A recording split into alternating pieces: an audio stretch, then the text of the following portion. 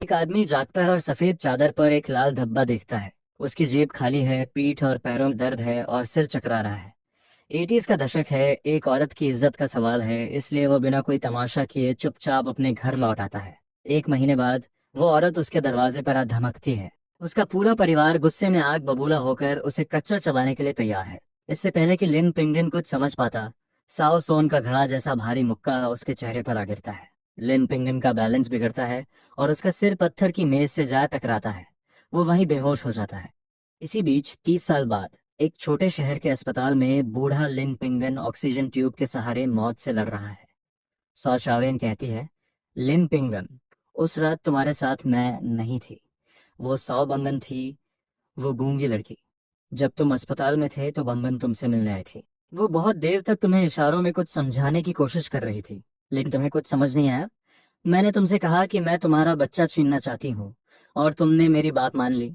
तुमने उसे थप्पड़ मारा और हमेशा के लिए चले जाने को कहा। पैसे की कमी के कारण तुम्हारी जुड़वा बेटियां मर गईं और उसने नदी में कूदकर अपनी जान दे दी। उसकी माँ उसे ढूंढने आई, लेकिन मेरे परिवार की दादी ने उसे पहाड़ों के एक सुनसान गांव में भेज दिया, जहां उसे पीट पीट कर मार डाला गया। मैं अब और नाटक नहीं कर सकती। मैंने अपनी पूरी जिंदगी इन दो एहसान फरामोश बच्चों के लिए एक बहुत बड़ा साम्राज्य खड़ा करने में लगा दी। लिन पिंगन सोचता है, साओ बांगन की जुड़वा बेटियां थीं और मुझे कुछ पता ही नहीं चला। काश मैंने साइन लैंग्वेज सीखी होती। मेरा सिर इतना क्यों फट रहा है? साओ सॉन कहता है, आयलिन, अगर तू मरा नहीं है तो अभी के अभी खड़ा हो जा। आज साओ परिवार को जवाब चाहिए। लिन पिंगान सोचता है, साओ सॉन, सोशियोन, ये इतने जवान कैसे लग रहे हैं? क्या मैं मर नहीं गया था? क्या मैं टाइम ट्रैवल करके वापस आ गया हूँ? लिन पिंगान कहता है, सोशियोन, इस नाजायज बच्चे का बाप कौन है जिसे तू मेरे मरने की कोशिश कर रही है? साओ शाविन कहती है, क्या बकवास कर रहा है तू मुकरने की जरूरत कर रहा है। आज मैं तेरा मुंह तोड़ दूंगी। उधर साओ सुन दोबारा हमला करने ही वाला है, लेकिन इस बार लिन पिंगन कोई और ही इंसान है। एक ही मुक्के में वो साओ सोन को जमीन पर धूल चटा देता है। इसी बीच लिन पिंगन की माँ वहां आ जाती है। ये सुनकर कि उसके बेटे ने इस परिवार की बेटी के साथ रात बिताई है, वो तुरंत घुटनों के बल बैठ जाती है। माँ कहती है, साओ परिवार की बहू, हम शादी करेंगे, हम शादी करेंगे। आप अपनी शर्तें बताइए। साओ शालन की माँ कहती है, मेरी बेटी से शादी करना कोई मामूली बात नहीं है, खासकर तुम्हारे परिवार की हालत देखते हुए। 300 युआन की दहेज की रकम, साथ ही 3 घड़ियां और एक रेडियो, बस इतना ही काफी होगा। लिन पिंगन की माँ कहती है, ये बहुत ज्यादा है। दूसरे परिवार सिर्फ 100 युआन देते हैं, आप 300 मांग रही हैं, वो भी घर के सामान के साथ। हमारी इतनी हैसियत नहीं है। साओ शिवन कहती है, पैसे नहीं है और फिर भी मेरी बहन के साथ सोने की हिम्मत की। माँ, पुलिस को बुलाओ, इस पर रेप का केस दर्ज करो। लिन पिंगन कहता है, सोशियाविन, तेरे पास कोई सबूत है कि उस रात मैं तेरे साथ था? सोशियाविन कहती है, बिल्कुल है। चाहे कुछ भी हो जाए, तू उस औरत को कैसे नहीं पहचानेगा जिसके साथ तूने रात बिताई है? लिन पिंगन की माँ कहती है, चुप कर, मैं तुझे अभी अपने साथ ले चलती हूँ। माँ बेटे वहां से जाने लगते हैं। उन्हें ज्यादा देख सोशियाविन पागलों की तरह घबरा जाती है। उसका पेट दिन ब दिन बढ़ता जा रहा है, और अगर उसने जल्दी शादी नहीं की तो बहुत देर हो जाएगी। सौबांगन वहां नहीं आई थी, यकीनन उसे कहीं बंद कर दिया गया होगा। सौबांगन सौ शावेन की चचेरी बहन है। माँ बेटी अकेले रहती हैं और सौ शावेन का परिवार उन पर हमेशा जुल्म करता है। दूसरी तरफ ये सोचकर लिन पिंगान लंबे लंबे कदम भरता हुआ तेजी से साओ परिवार के घर की तरफ भागता है। ये आदमी 80s के दशक में दोबारा पैदा हुआ है। आंखें खोलते ही उसका सामना एक प्रेग्नेंट औरत से हुआ जो उससे जबरदस्ती शादी करना चाहती थी, वो भी 300 युआन के भारी दहेज और घरेलू सामान की शर्त के साथ। अगर वो मना करता तो वो पुलिस में रिपोर्ट करके उसे जेल भिजवा देती। पिछले जन्म में लिन पिंगिन ने बिना कुछ समझे सब मान लिया था, क्योंकि उस रात उसने बहुत ज्यादा शराब पी रखी थी और उसे उस लड़की का चेहरा तक याद नहीं था। इसलिए उसने साशावेन से शादी कर ली। लेकिन 60 साल की उम्र में एक भयानक एक्सीडेंट के बाद अस्पताल के बिस्तर पर साशावेन ने उसे सारा सच बता दिया। उस रात जिस लड़की के साथ उसने रात बिताई थी, वो असल में साओ बांगन थी, साओ शावेन की गूंगी चचेरी बहन। और साओ शावेन के पेट में पल रहा बच्चा किसी और का था। साओ बांगन ने उसे जुड़वा बेटियां दी थीं, लेकिन बिना किसी पहचान और भयानक गरीबी के कारण सच जानने के बाद उसने बच्चियों के साथ नदी में कूदकर अपनी जान दे दी थी। लिन पिंगन ने अपनी आंखों से देखा था कि कैसे जिस बेटे को उसने पाला, उसी ने उसकी ऑक्सीजन ट्यूब निकाल दी थी। लेकिन दोबारा आंखें खोलने पर वो उसी दिन में वापस आ गया है जब सौ शावेन शादी का दबाव डालने आई थी। लिन पिंगन कसम खाता है कि इस बार वो सौ बंधन की रक्षा करेगा। सौ शावेन की साजिश का पर्दाफाश करने के बाद लिन पिंगन सीधे अपनी माँ के साथ सौ परिवार के घर पहुंचता है। उसका दिल कह रहा है कि बांगन और उसकी माँ खतरे में है। माँ बेटे अभी आंगन में घुसे ही हैं कि उसकी चचेरी बहन लिन जिंगू और बूढ़ा साओ बढ़ते हुए बाहर आते हैं। बूढ़ा साओ कहता है, लिन पिंगन, तुम यहाँ क्या कर रहे हो? शाओयुन तुम्हें लेने तुम्हारे घर नहीं गई थी? लिन पिंगन कहता है, शाओयुन मुझे लेने क्यों जाएगी? लिन पिंगन पूरे आंगन पर नजर दौड़ाता है। मिट्टी के 4 बड़े कमरे। पूरब वाले कमरे पर ताला लगा है। पश्चिम में एक सुअर बाड़ा और मुर्गियों का दड़बा है। लिन पिंगन सीधे पूरब वाले कमरे की तरफ बढ़ता है। लिन पिंगन कहता है, पिछली बार जब मैं शादी की बात करने आया था तो मैं कुछ भूल गया था। मुझे उसे खोजना है। बूढ़ा साओ अपनी लाठी जमीन पर पटकता हुआ उसका रास्ता रोकता है। बूढ़ा साओ कहता है, 1 महीने पुरानी बात। तुझे लगता है वो अब भी वहीं होगा, या फिर तू चोरी करने आया है? मेरे लकड़हारे के कमरे में ऐसा कौन सा खजाना छिपा है? अचानक ताले वाले कमरे के अंदर से एक भारी आवाज आती है। लिन पिंगन बूढ़े साओ को धक्का देकर दरवाजे के पास पहुंचता है। लिन पिंगन कहता है, अंदर कोई है? लिन जिंगो कहता है, तमाशा करना बंद कर, अंदर कोई नहीं है। लिन पिंगन अपनी चचेरी बहन को नजरअंदाज करता है। वह पास पड़ी एक कुदाल उठाता है और ताले पर वार करने के लिए आगे बढ़ता है। लिंग जिंगो उसे रोकने के लिए बीच में आ जाता है। लिंग जिंगो कहता है, पहले तुझे मुझे पार करना होगा। लिन पिंगन कहता है, लिंग जिंगो, तू अच्छी तरह जानता है कि मैं कैसा इंसान हूँ। सिर्फ इसलिए कि तू मेरा चचेरा भाई है, मैं तुझ पर हाथ नहीं उठा रहा हूँ। रास्ते से हट जा। बूढ़ा साओ कहता है, जिंगो, इसे करने दे। अगर इसने हिम्मत की तो अपनी जान से हाथ धो बैठा। लिन पिंगन को किसी की परवाह नहीं है। वह कुदाल उठाता है और पूरी ताकत से दे मारता है। लिंग जिंगू चीखता है और झटके से पीछे हट जाता है। एक जोरदार आवाज के साथ ताला टूट कर गिर जाता है। लिन पिंगन एक लात मारकर दरवाजा खोल देता है। अंदर का नजारा देखकर खून उसके सिर पर सवार हो जाता है। बंगन की माँ तांग सान आधी मरी हुई हालत में रस्सियों से बंधी पड़ी है। फर्श पर खून के निशान हैं। साओ बंगन जमीन पर बेसुध पड़ी है। उसकी आंखों से आंसू बह रहे हैं, हाथ पैर बंधे हैं और मुंह में कपड़ा ठूंसा हुआ है। लिन पिंगन कहता है, बंगन मुझे माफ कर दो, मुझे आने में देर हो गई। माँ, जल्दी जाओ और बैलगाड़ी लेकर आओ। टैंग सैन को अस्पताल ले जाना होगा, जल्दी। लिन पिंगन की माँ दौड़ती हुई आंगन से बाहर जाती है। लिन पिंगन चाकू उठाकर रस्सियां काट देता है। दूसरी तरफ दादी साउ गुस्से में कदम बढ़ाती हुई लिंग जिंगू के पास पहुंचती है और उस पर बरस पड़ती है। दादी साउ कहती है, किसी काम के नहीं हो तुम, जाओ और जल्दी से गांव के सेक्रेटरी को बुलाकर लाओ। लिंग जिंगू दौड़कर बाहर चला जाता है। दादी साव दरवाजे के सामने आकर खड़ी हो जाती है ताकि लिन पिंगन बाहर न जा सके।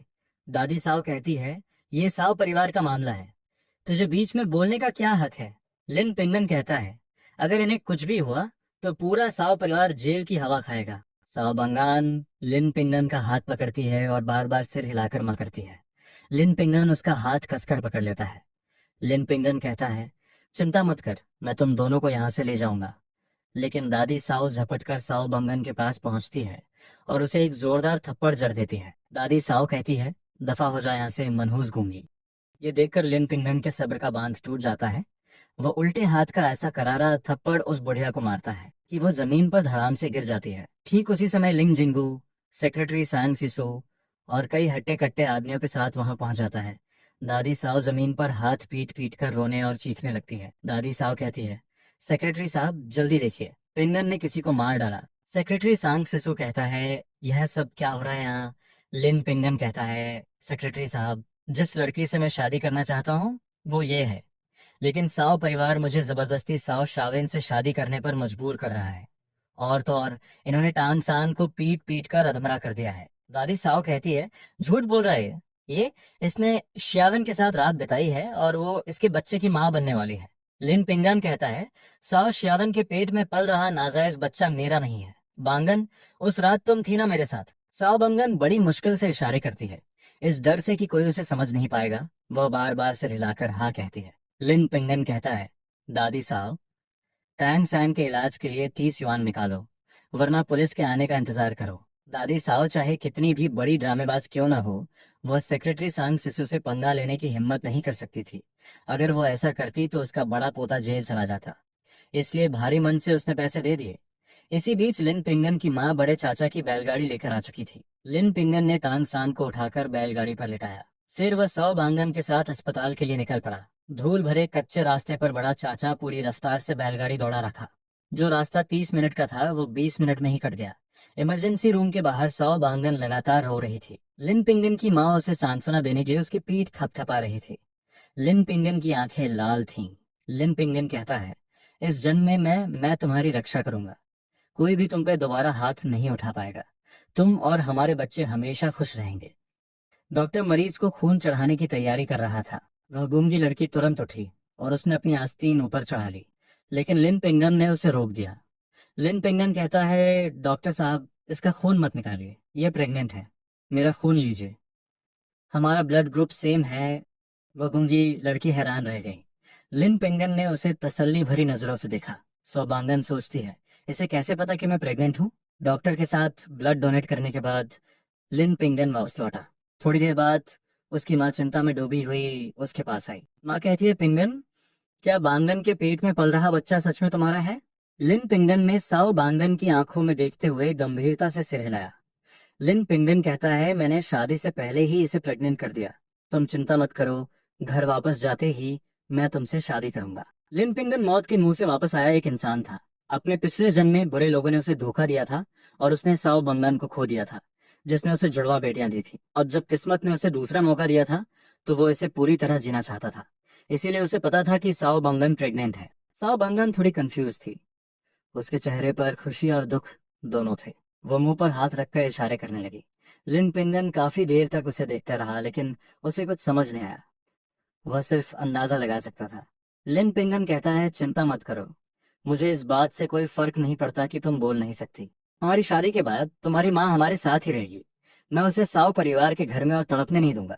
साओ बांगन की आंखों से तुरंत आंसू छलक पड़े। वह गूंगी थी और कोई भी आम आदमी उससे शादी नहीं करना चाहता था। और लिन पिंगन तो एक होनहार छात्र था। लिन पिंगन कहता है, रो मत, अब से कोई भी तुम्हें परेशान करने की हिम्मत नहीं करेगा। हमारे बच्चे भरपेट खाएंगे और उन्हें कभी ठंड नहीं लगेगी। वो कभी भूखे नहीं रहेंगे। सौबंगन ने अपने सपाट पेट को छुआ और बार बार सिर हिलाकर हाँ कहा। लिन पिंगन कहता है, माँ, अब से ये तुम्हारी बहू है। लिन पिंगन की माँ ने हार मानकर सिर हिला दिया। उसे इस बात का बहुत दुख था कि उसका बेटा एक गूंगी लड़की से शादी कर रहा है, लेकिन गलती तो उसके बेटे ने ही पहले की थी। इसी बीच गांव के कुछ लोग भी वहां आ गए। ऑपरेशन थिएटर का दरवाजा खुला और डॉक्टर बाहर आया। डॉक्टर कहता है, मरीज के सिर पर 10 टांके आए हैं और खून चढ़ाया गया है। अभी के लिए वह खतरे से बाहर है, लेकिन उसे ऑब्जर्वेशन में रखना होगा। पहले जाकर बिल भर दीजिए, 20 युआन के करीब हुआ है। लिन पिंगन की माँ कहती है, इतना सारा? शुक्र है साओ परिवार ने पहले ही 30 युआन दे दिए थे। लिन पिंगन ने जाकर पूरे 22 युआन का बिल चुका दिया। उसके पास 8 युआन बचे थे। उसने दिमाग में हिसाब लगाया कि आने वाले कुछ दिनों के लिए इतना पैसा काफी होगा। फिर उसने 30 युआन और निकाले और डॉक्टर को दे दिए। लिन पिंगन कहता है, खाने का समय हो गया है, मैं जाकर कुछ खाने को ले आता हूँ। बंगन बहुत कमजोर है, उसे अच्छा खाना खाने की जरूरत है। वह तेजी से बाहर निकला। अस्पताल के बाहर खाने के ठेले लगे थे। उसने 10 मीट बंस, 2 प्लेन नूडल्स के बाउल और 5 शुगर बंस खरीदे। इस सब में उसे सिर्फ 1.5 युआन लगा। उस जमाने में पैसों की बहुत कीमत होती थी। इतनी कम कीमत में इतना सब कुछ आ गया। भविष्य में तो महंगाई आसमान छूने वाली थी। बैलगाड़ी के पास पहुंचकर उसने 4 बंस बूढ़े चाचा को दिए। लिन पिंगन कहता है, चाचा, दोपहर हो गई है, कुछ खा लीजिए। बूढ़ा चाचा उन्हें लेने से मना कर रहा था। वह जानता था कि ये सफेद मीट बंस सस्ते नहीं आते, लेकिन लिन पिंगन ने जिद करके वे बंस उसके हाथों में थमा दिए। बूढ़े आदमी ने एक बड़ी सी मुस्कान के साथ उन गरम बंस को ले लिया। बूढ़ा चाचा सोचता है, ये लड़का सच में बहुत समझदार है, इस बार मैं उससे सफर के पैसे नहीं लूंगा। लिन पिंगन खाना लेकर कमरे में पहुंचा। टैंग सैन अभी भी होश में नहीं आई थी। लिन पिंगन ने नूडल्स और बंस मेज पर रख दिए। लिन पिंगन कहता है, आओ, गरम गरम खा लो। उसने साओ बंगन और अपनी माँ को चॉपस्टिक्स पकड़ा दी। नूडल्स देखते ही साओ बंगन की आंखों से फिर से आंसू बहने लगे। वह बिना रुके इशारे कर रही थी। हालांकि लिन पिंगन को उसके इशारे समझ नहीं आ रहे थे, लेकिन वह उनके पीछे का मतलब समझ सकता था। लिन पिंगन कहता है, मेरे पास बहुत पैसे नहीं है, लेकिन अपनी माँ का ख्याल रखने के लिए तुम्हें ताकत की जरूरत है। अगर तुम ढंग से नहीं खाओगी तो कैसे काम चलेगा? चलो खा लो बांगैन, खा लो। तुम्हारे पेट में पल रहे बच्चे को भी तो खाना चाहिए। बच्चे के नाम सुनते ही साओ बांगैन ने चॉपस्टिक्स उठा ली। साओ बांगन सोचती है, मेरे बच्चे मैं खाऊंगी। मेरी जिंदगी में पहली बार किसी ने मेरे साथ इतना अच्छा बर्ताव किया है। तीनों ने खाना खाया, लेकिन बिस्तर पर पड़ी मरीज को अभी भी होश नहीं आया था। लिन पिंगन की माँ परेशान होने लगी। माँ कहती है, घर पर खाना तो मैं ही बनाती हूँ, अगर मैं वापस नहीं गई तो पता नहीं तुम्हारे पिता जब शिकार से लौटेंगे तो उन्हें कुछ खाने को मिलेगा भी या नहीं। लिन पिंगन अपनी माँ की चिंता समझ रहा था। उसने बचे हुए 8 युआन साओ बांगन को दे दिए और उसे कुछ अच्छा खाने पीने का सामान खरीदने को कहा। फिर वह दूसरे चाचा की बैलगाड़ी लेकर घर के लिए निकल पड़ा। गांव के एंट्रेंस पर पहुंचकर उसकी माँ ने 20 फैन निकाले। माँ कहती है, दूसरे चाचा, आपकी इस तकलीफ के लिए बहुत बहुत शुक्रिया, ये लीजिए। दूसरा चाचा कहता है, इसकी कोई जरूरत नहीं है, तुम्हारे बेटे ने मुझे 3 मीट बंस दिए थे, मैंने अपनी पूरी जिंदगी में कभी इतने बढ़िया मीट बंस नहीं खाए। दूसरा चाचा अपनी बैलगाड़ी लेकर वापस जाने लगा, लेकिन लिन पिंगन उसके पीछे दौड़ा और 20 फैन उसके हाथ में थमा दिए। लिन पिंगन कहता है, दूसरे चाचा, वो बंस मेरी तरफ से गिफ्ट थे, आपको ये पैसे तो लेने ही पड़ेंगे। दूसरे चाचा की बहू बहुत खतरनाक थी और बात बात पर तमाशा खड़ी कर देती थी। अगर किसी ने बिना पैसे दिए बैलगाड़ी इस्तेमाल की तो वो हंगामा मचा देती। बूढ़े को पैसे रखते देख माँ बेटे जल्दी से घर की तरफ चल पड़े। आंगन में घुसते ही दूसरी चाची गुस्से में फनकारती हुई लिन पिंगन की माँ पर झपट पड़ी।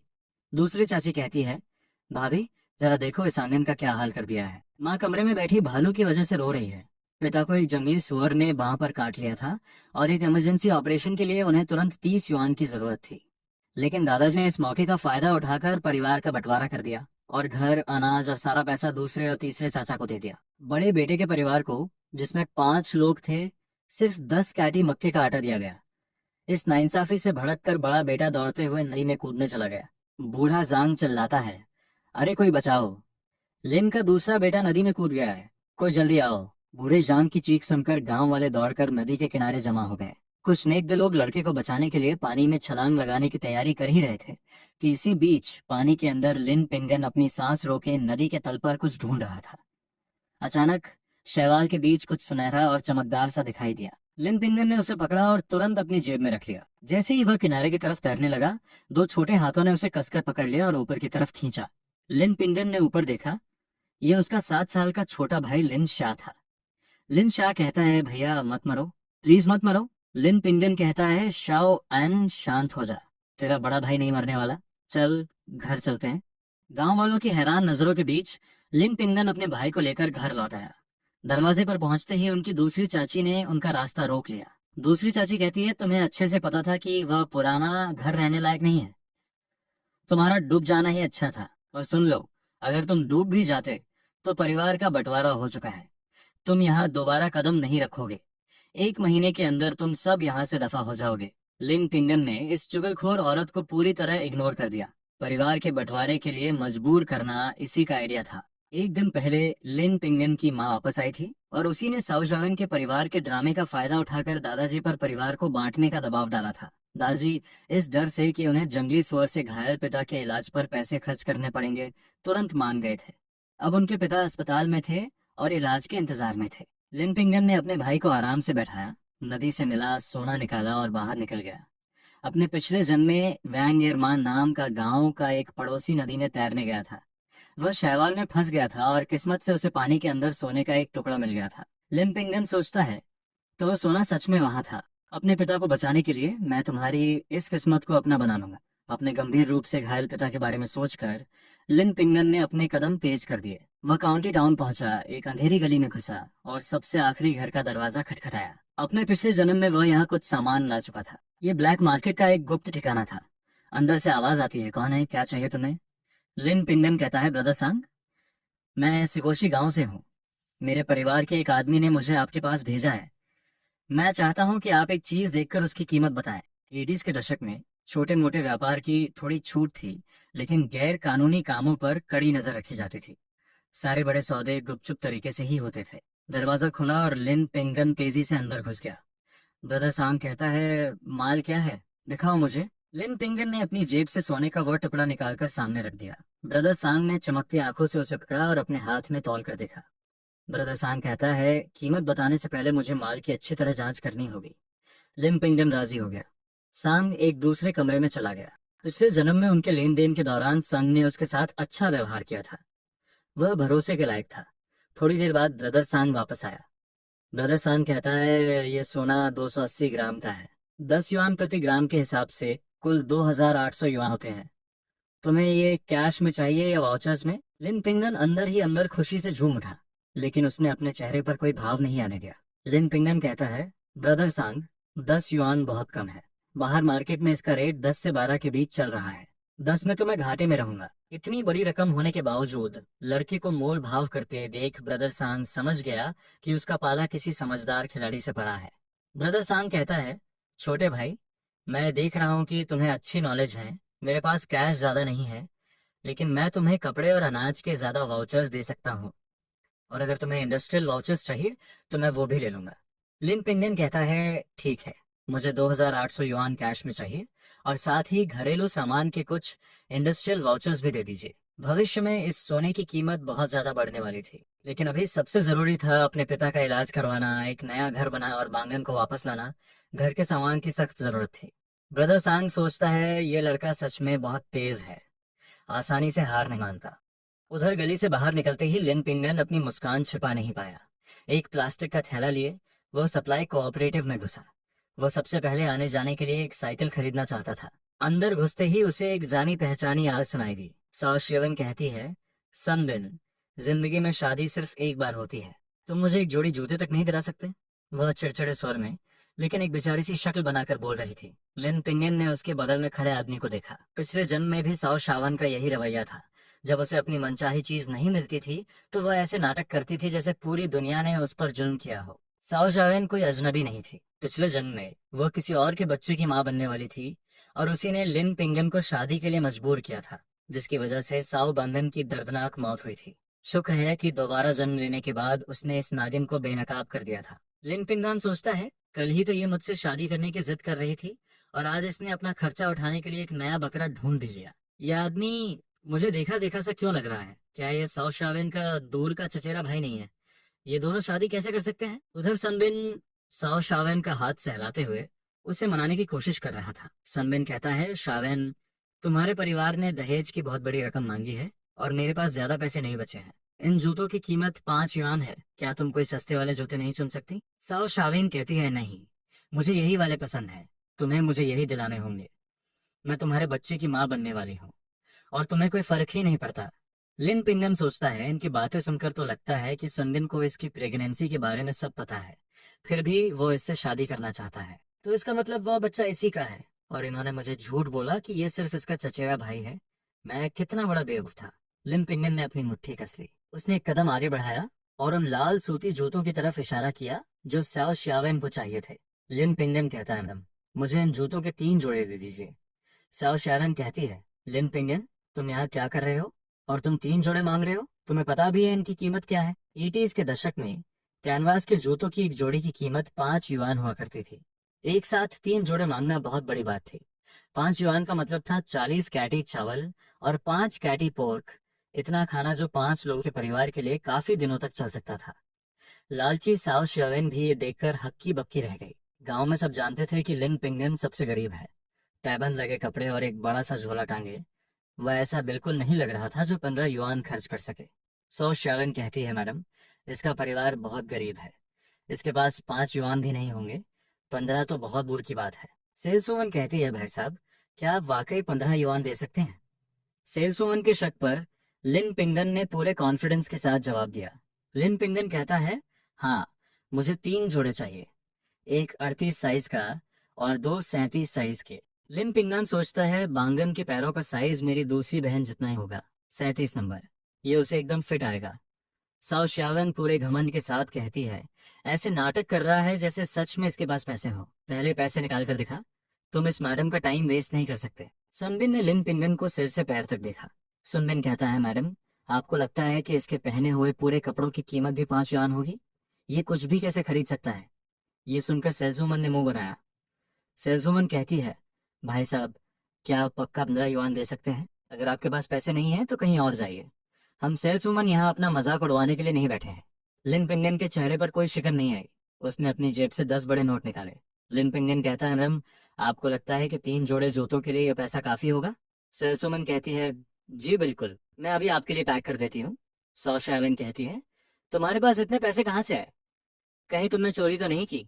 सौ शायरिन को यकीन ही नहीं हो रहा था कि लिन पिंगन के पास इतने पैसे हो सकते हैं। लिन परिवार के बंटवारे का तमाशा उसके गांव तक भी पहुंच गया था। वह अंदर ही अंदर खुश थी कि लिन पिंगन ने उससे शादी करने से मना कर दिया था, वरना उसे भी उस खस्ताहाल टूटे फूटे घर में जाकर रहना पड़ता और झूठन खानी पड़ती। लिन पिंगन कहता है, तुम्हें कैसे पता कि मैंने पैसे चुराए हैं? अगर तुम्हारी औकात नहीं है खरीदने की तो दूसरों के काम में टांग मत अड़ाओ। साउथ शेवन कहती है, जब तू इतना ही उछल रहा है तो निकाल अपने पैसे और खरीद कर दिखा। साउथ शेवन गुस्से से इतनी लाल पीली हो रही थी कि मानो उसकी आंखों से चिंगारियां निकल रही हों। पैसों का नाम सुनते ही उसने सनबिन की तरफ देखा और मक्खन लगाते हुए उसका हाथ पकड़ लिया। साउथ जेवन कहती है, सनबिन, तुम्हारे पास शादी के पैसे हैं ना? उन्हें निकालो और मुझे ये जूते दिलाओ। इसे दिखाओ कि मेरा आदमी इससे लाख गुना बेहतर है। लिन पिंगन कहता है, साउथ शेवन, क्या तू ये नहीं कह रही थी कि तेरे पेट में पल रहा बच्चा मेरा है और मुझे हर हाल में तुझसे शादी करनी ही पड़ेगी? और अब तुझे इस बच्चे का असली बाप मिल गया। लिन पिंगन ने यह बात जानबूझकर जोर से कही। दुकान में मौजूद हर कोई मुड़कर साउशेवन को देखने लगा और सेल्सवुमन की नजरें उसके पेट पर टिक गईं। साउशेवन कहती है, लिन पिंगन, किसने कहा कि मैं तुमसे शादी करने वाली हूँ? मैं सनबिन से शादी कर रही हूँ। बकवास करना बंद करो। लिन पिंगन कहता है, बकवास? तो क्या तू, तेरी माँ और तेरा बड़ा भाई कल मेरे घर आकर शादी का दबाव नहीं डाल रहे थे? पूरे गांव ने ये तमाशा देखा है। क्या तू इस बात से मुकर सकती है? सनबिन कहता है, तू लिन पिंगन है? तू अपने आप को समझता क्या है? ये जल्द ही मेरी पत्नी बनने वाली है। तू इसे मुझसे छीनना चाहता है? ये ख्याल अपने दिमाग से निकाल दे। लिन पिंगन कहता है, मुझे इस बेरंग लड़की में कोई दिलचस्पी नहीं है। एक प्रेग्नेंट औरत जो सिर्फ मुझे धोखा देने के लिए थी। मैं ऐसी लड़की से कभी शादी नहीं करूंगा। सनबिन, मुझे पता है तेरे दिमाग में क्या चल रहा है। तू वापस शहर लौटना चाहता है ना? अगर किसी ने तेरी शिकायत कर दी तो मुझे लगता है तेरा शहर लौटना मुश्किल हो जाएगा। सनबिन कहता है, नहीं, मैं बस स्यायम के साथ एक छोटी सी शादी करूंगा। जब मैं शहर वापस लौटूंगा और इसे अपने माता पिता से मिलवाऊंगा तब हम एक बड़ी शादी करेंगे। इससे मेरे शहर लौटने पे कोई फर्क नहीं पड़ेगा। लिन पिंगन कहता है, सच में? सौ श्यावन, तुझे डर नहीं लगता कि अगर ये शहर लौट गया तो कभी वापस नहीं आएगा और फिर तुझे अपने इस बड़े पेट के साथ इस बच्चे को अकेले ही पालना पड़ेगा? कितनी तरस खाने वाली बात होगी। लिन पिंगन सोचता है, अगर मुझे सही से याद है तो पिछले जन्म में सनबिन का एक बेटा था जो सौ शावन के बेटे से 1 साल छोटा था। लोग कहते थे कि जब वह शहर लौटा तो उसके माता पिता ने उसकी शादी कहीं और तय कर दी थी। बाद में वो औरत मर गई। अगर सौ शावन ने इसे वापस जाने दिया तो वह पक्का इसे धोखा देगा। सौ शावन कहती है, तुम बस जल रहे हो। जल रहे हो क्योंकि मेरा सनबिन तुमसे बेहतर है। उसके पिता टेक्सटाइल फैक्ट्री के डायरेक्टर हैं। जब हम वापस जाएंगे तो मैं एक महारानी की तरह रहूंगी और तुम इसी गांव में सड़ते रहना और मक्के की रोटी चबाना। लिन पिंगन कहता है, महारानी, मुझे तो लगता है कि तू ही इस गांव में अकेले बच्चे को पालते हुए सड़ने वाली है। लिन पिंगन सोचता है, मैं इन दोनों कमीनों को इतनी आसानी से नहीं छोड़ने वाला था। पहले इन्हें शादी करने दो, फिर इनकी बारी भी आएगी। अपने पिता और अस्पताल में भर्ती बांगन का ख्याल आते ही लिन पिंगन काम की बात पर लौट आया। लिन पिंगन कहता है, मैडम, मुझे एमएल के 2 डिब्बे, 1 kilo brown sugar, white rabbit caramel के 2 पैकेट और जॉन यू ब्रांड की एक साइकिल दे दीजिए। सोसियावन जोर से चिल्लाती है, एक साइकिल? तुम्हारे पास साइकिल का वाउचर है और तुम उसे खरीदने की हिम्मत भी कर रहे हो? लिन पिंगन ने इतना सारा सामान खरीद लिया था जो कोई छोटी मोटी रकम नहीं थी और एक जॉन यू साइकिल की कीमत तो 160 युआन से भी ज्यादा थी। बिना किसी हिचकिचाहट के लिन पिंगन ने नोटों की वह मोटी गड्डी निकाली जो ब्रदर सांग ने उसे दी थी। उसने उसमें से साइकिल का वाउचर निकाला। लिन पिंगन कहता है, मैडम, क्या आप मुझे साइकिल अभी दे सकती हैं? सेल्सवुमन वाउचर देखकर सन्न रह गई। उसे संभलने में थोड़ा वक्त लगा। सेल्सवुमन कहती है, जी, मैं अभी लाती हूँ। जब लिन पिंगन बाहर निकला तो उसकी नई साइकिल सामान से लदी हुई थी। साउथ शाविन गुस्से से कांपती हुई सुनबिन को घूर रही थी, जो उसके लिए 5 युआन के जूते खरीदने में भी कंजूसी कर रहा था। उसके दिल में कड़वाहट भर गई। उधर लिन पिंगान खुशी खुशी अस्पताल पहुंचा, लेकिन उसने देखा कि उसकी दूसरी बहन कमरे के दरवाजे के पास रो रही थी। लिन पिंगान कहता है, दूसरी बहन, तुम रो क्यों रही हो? दूसरी बहन अपने आंसू पोंछते हुए रूंधे गले से कहती है, माँ ने पापा के इलाज के पैसे नहीं भरे हैं। पापा की हालत बहुत खराब है। उनके हाथ की चोट गहरी है और एक और ऑपरेशन की जरूरत है। डॉक्टर कह रहा है कि ठीक होने के लिए इम्पोर्टेड दवाइयां लानी पड़ेंगी जिनकी कीमत 300 युआन है। हम इतने पैसे कहाँ से लाएंगे? लिन पिंगन कहता है, मेरे पास पैसे हैं, चाहे जितनी भी कीमत हो, बस पापा ठीक होने चाहिए। दूसरी बहन ने खाली नजरों से सिर हिलाया। दूसरी बहन कहती है, पिंगन, तुम्हें मुझे तसल्ली देने की जरूरत नहीं है। अगर और कोई रास्ता नहीं बचा तो मैं उस बेवकूफ लड़के से शादी कर लूंगी। दूसरी चाची ने कहा है कि वो दहेज के 300 युआन और घर का सामान देंगे। लिन पिंगन ने गंभीरता से अपनी थ्योरियां चढ़ाई। लिन पिंगन कहता है, दूसरी बहन, अब दोबारा कभी मत कहना कि तुम किसी बेवकूफ से शादी करोगी। तुम्हारे छोटे भाई के पास पैसे हैं, ये सिर्फ 300 युआन की ही तो बात है। लिन पिंगन ने नोटों की एक मोटी गड्डी निकाली और अपनी दूसरी बहन के हाथों में थमा दी। लिन पिंगन कहता है, ये लो 400 युआन, पापा के ऑपरेशन के पैसे भर दो और बाकी पैसों से उनके लिए कुछ ताकतवर खाने पीने का सामान ले आना। दूसरी बहन उन पैसों को पकड़े हुए पूरी तरह से हैरान खड़ी थी। उसे अपनी आंखों पर यकीन नहीं हो रहा था। दूसरी बहन कहती है, पिंगन, तुम्हारे पास इतने पैसे कहाँ से आए? लिन पिंगन की माँ ने अंदर से उनकी बातें सुन ली और तुरंत बाहर आ गई। अपनी बेटी के हाथों में इतने सारे पैसे देखकर उसने घबराकर दोनों को एक कोने में खींचा। उसने एहतियात के तौर पे इधर उधर देखा और अपनी आवाज धीमी कर ली। माँ कहती है, पिंगन, ये पैसे कहाँ से आए? तुमने कोई गलत काम तो नहीं किया ना? अगर तुम पकड़े गए तो सीधा जेल जाओगे। उन्हें परेशान न करने के लिए लिन पिंगन ने अपनी माँ और बहन के कान में फुसफुसाते हुए बताया कि उसने नदी में मिला सोना बेच दिया है। माँ कहती है, ब्लैक मार्केट वाले तुम्हारी शिकायत नहीं करेंगे, लेकिन अगर किसी को पता चल गया तो तुम जेल जाओगे। छुपकर सोना बेचना गैर कानूनी है। अगर पकड़े गए तो वो तुम्हें अंदर कर देंगे। लिन पिंगन कहता है, आप फिक्र मत कीजिए, ब्लैक मार्केट वालों को हमसे ज्यादा डर रहता है कि कहीं हम उनकी शिकायत न कर दें। और वैसे भी हमारे हालात देखिए, पापा का हाथ ठीक करना सबसे जरूरी है, और ये पैसा एकदम सही वक्त पर काम आ रहा है। जब तक कोई कुछ नहीं बोलेगा, किसी को पता नहीं चलेगा। ये बात किसी और को पता नहीं चलनी चाहिए। दूसरी बहन, जाओ जाकर ऑपरेशन के पैसे भर दो, और मैं अंदर जाकर पापा को देखता हूँ। माँ कहती है, तुम्हारे पापा को होश आ गया है। लिन पिंगन ने सिर हिलाया और जो सामान लाया था उसे लेना नहीं भूला। उसकी माँ ने जब इतना सारा सामान देखा तो वह फिर से चिंता में पड़ गई। माँ कहती है, तुम्हें ये सब कहाँ से मिला? क्या तुमने ये सब उसी पैसे से खरीदा है? तुम पैसे बचाना क्यों नहीं सीखते? तुम्हारे पिता को पैसों की जरूरत है, और तुम्हारी शादी के लिए भी पैसों की जरूरत पड़ेगी। लिन पिंगन कहता है, माँ, पापा घायल हैं, उन्हें अच्छा खाना खाने की जरूरत है, और अब तो हमारे पास पैसे भी हैं। कुल मिलाकर 400 युआन है। अगर हम अस्पताल में 300 देते हैं तो 100 युआन बचेंगे। लिन पिंगन के पिता को होश आ गया था। अपनी पत्नी और बेटे को अंदर आते देख उनके पीले पड़े होंठ हिले। पिता कहते हैं, पिंगन, अपनी माँ को समझाओ, मेरा ऑपरेशन मत करवाओ। यह हाथ तो अब जा ही चुका है। इस पर इतने पैसे बर्बाद करने का कोई फायदा नहीं है। एक हाथ के सहारे भी मैं जी लूंगा। तुम्हारी शादी तो शायद ना करा पाऊं, लेकिन ठीक होते ही मैं खेतों में काम करना शुरू कर दूंगा। लिन पिंगन कहता है, पापा, आप उन लोगानों के बच्चे को बचाते हुए घायल हुए हैं, तो फिर पैसे वो क्यों नहीं दे रहे? और ऊपर से उन्होंने परिवार का बंटवारा कर दिया और पल्ला झाड़ लिया। मैं घर जाकर उनसे हिसाब मांगूंगा। दादाजी को इस बात से कोई फर्क नहीं पड़ता कि आप जिए या मरे। लिन पिंगन के पिता, जिनका हाथ लकड़ी की खपचियों में बंधा हुआ था, बोलते हुए उत्तेजित हो गए और बिस्तर से उठने की कोशिश करने लगे। उनकी माँ उन्हें रोकने के लिए आगे बढ़ी। माँ कहती है, तुम्हें क्या हो गया है? क्या तुम अपनी हालत और खराब करना चाहते हो? चुपचाप बिस्तर पर लेटे रहो। पैसों की चिंता तुम्हारी नहीं है। पिंगन ने तुम्हारे ऑपरेशन के लिए पैसों का इंतजाम कर लिया है। दूसरी बेटी पैसे भरने गई है। लिन पिंगन कहता है, माँ सच कह रही है।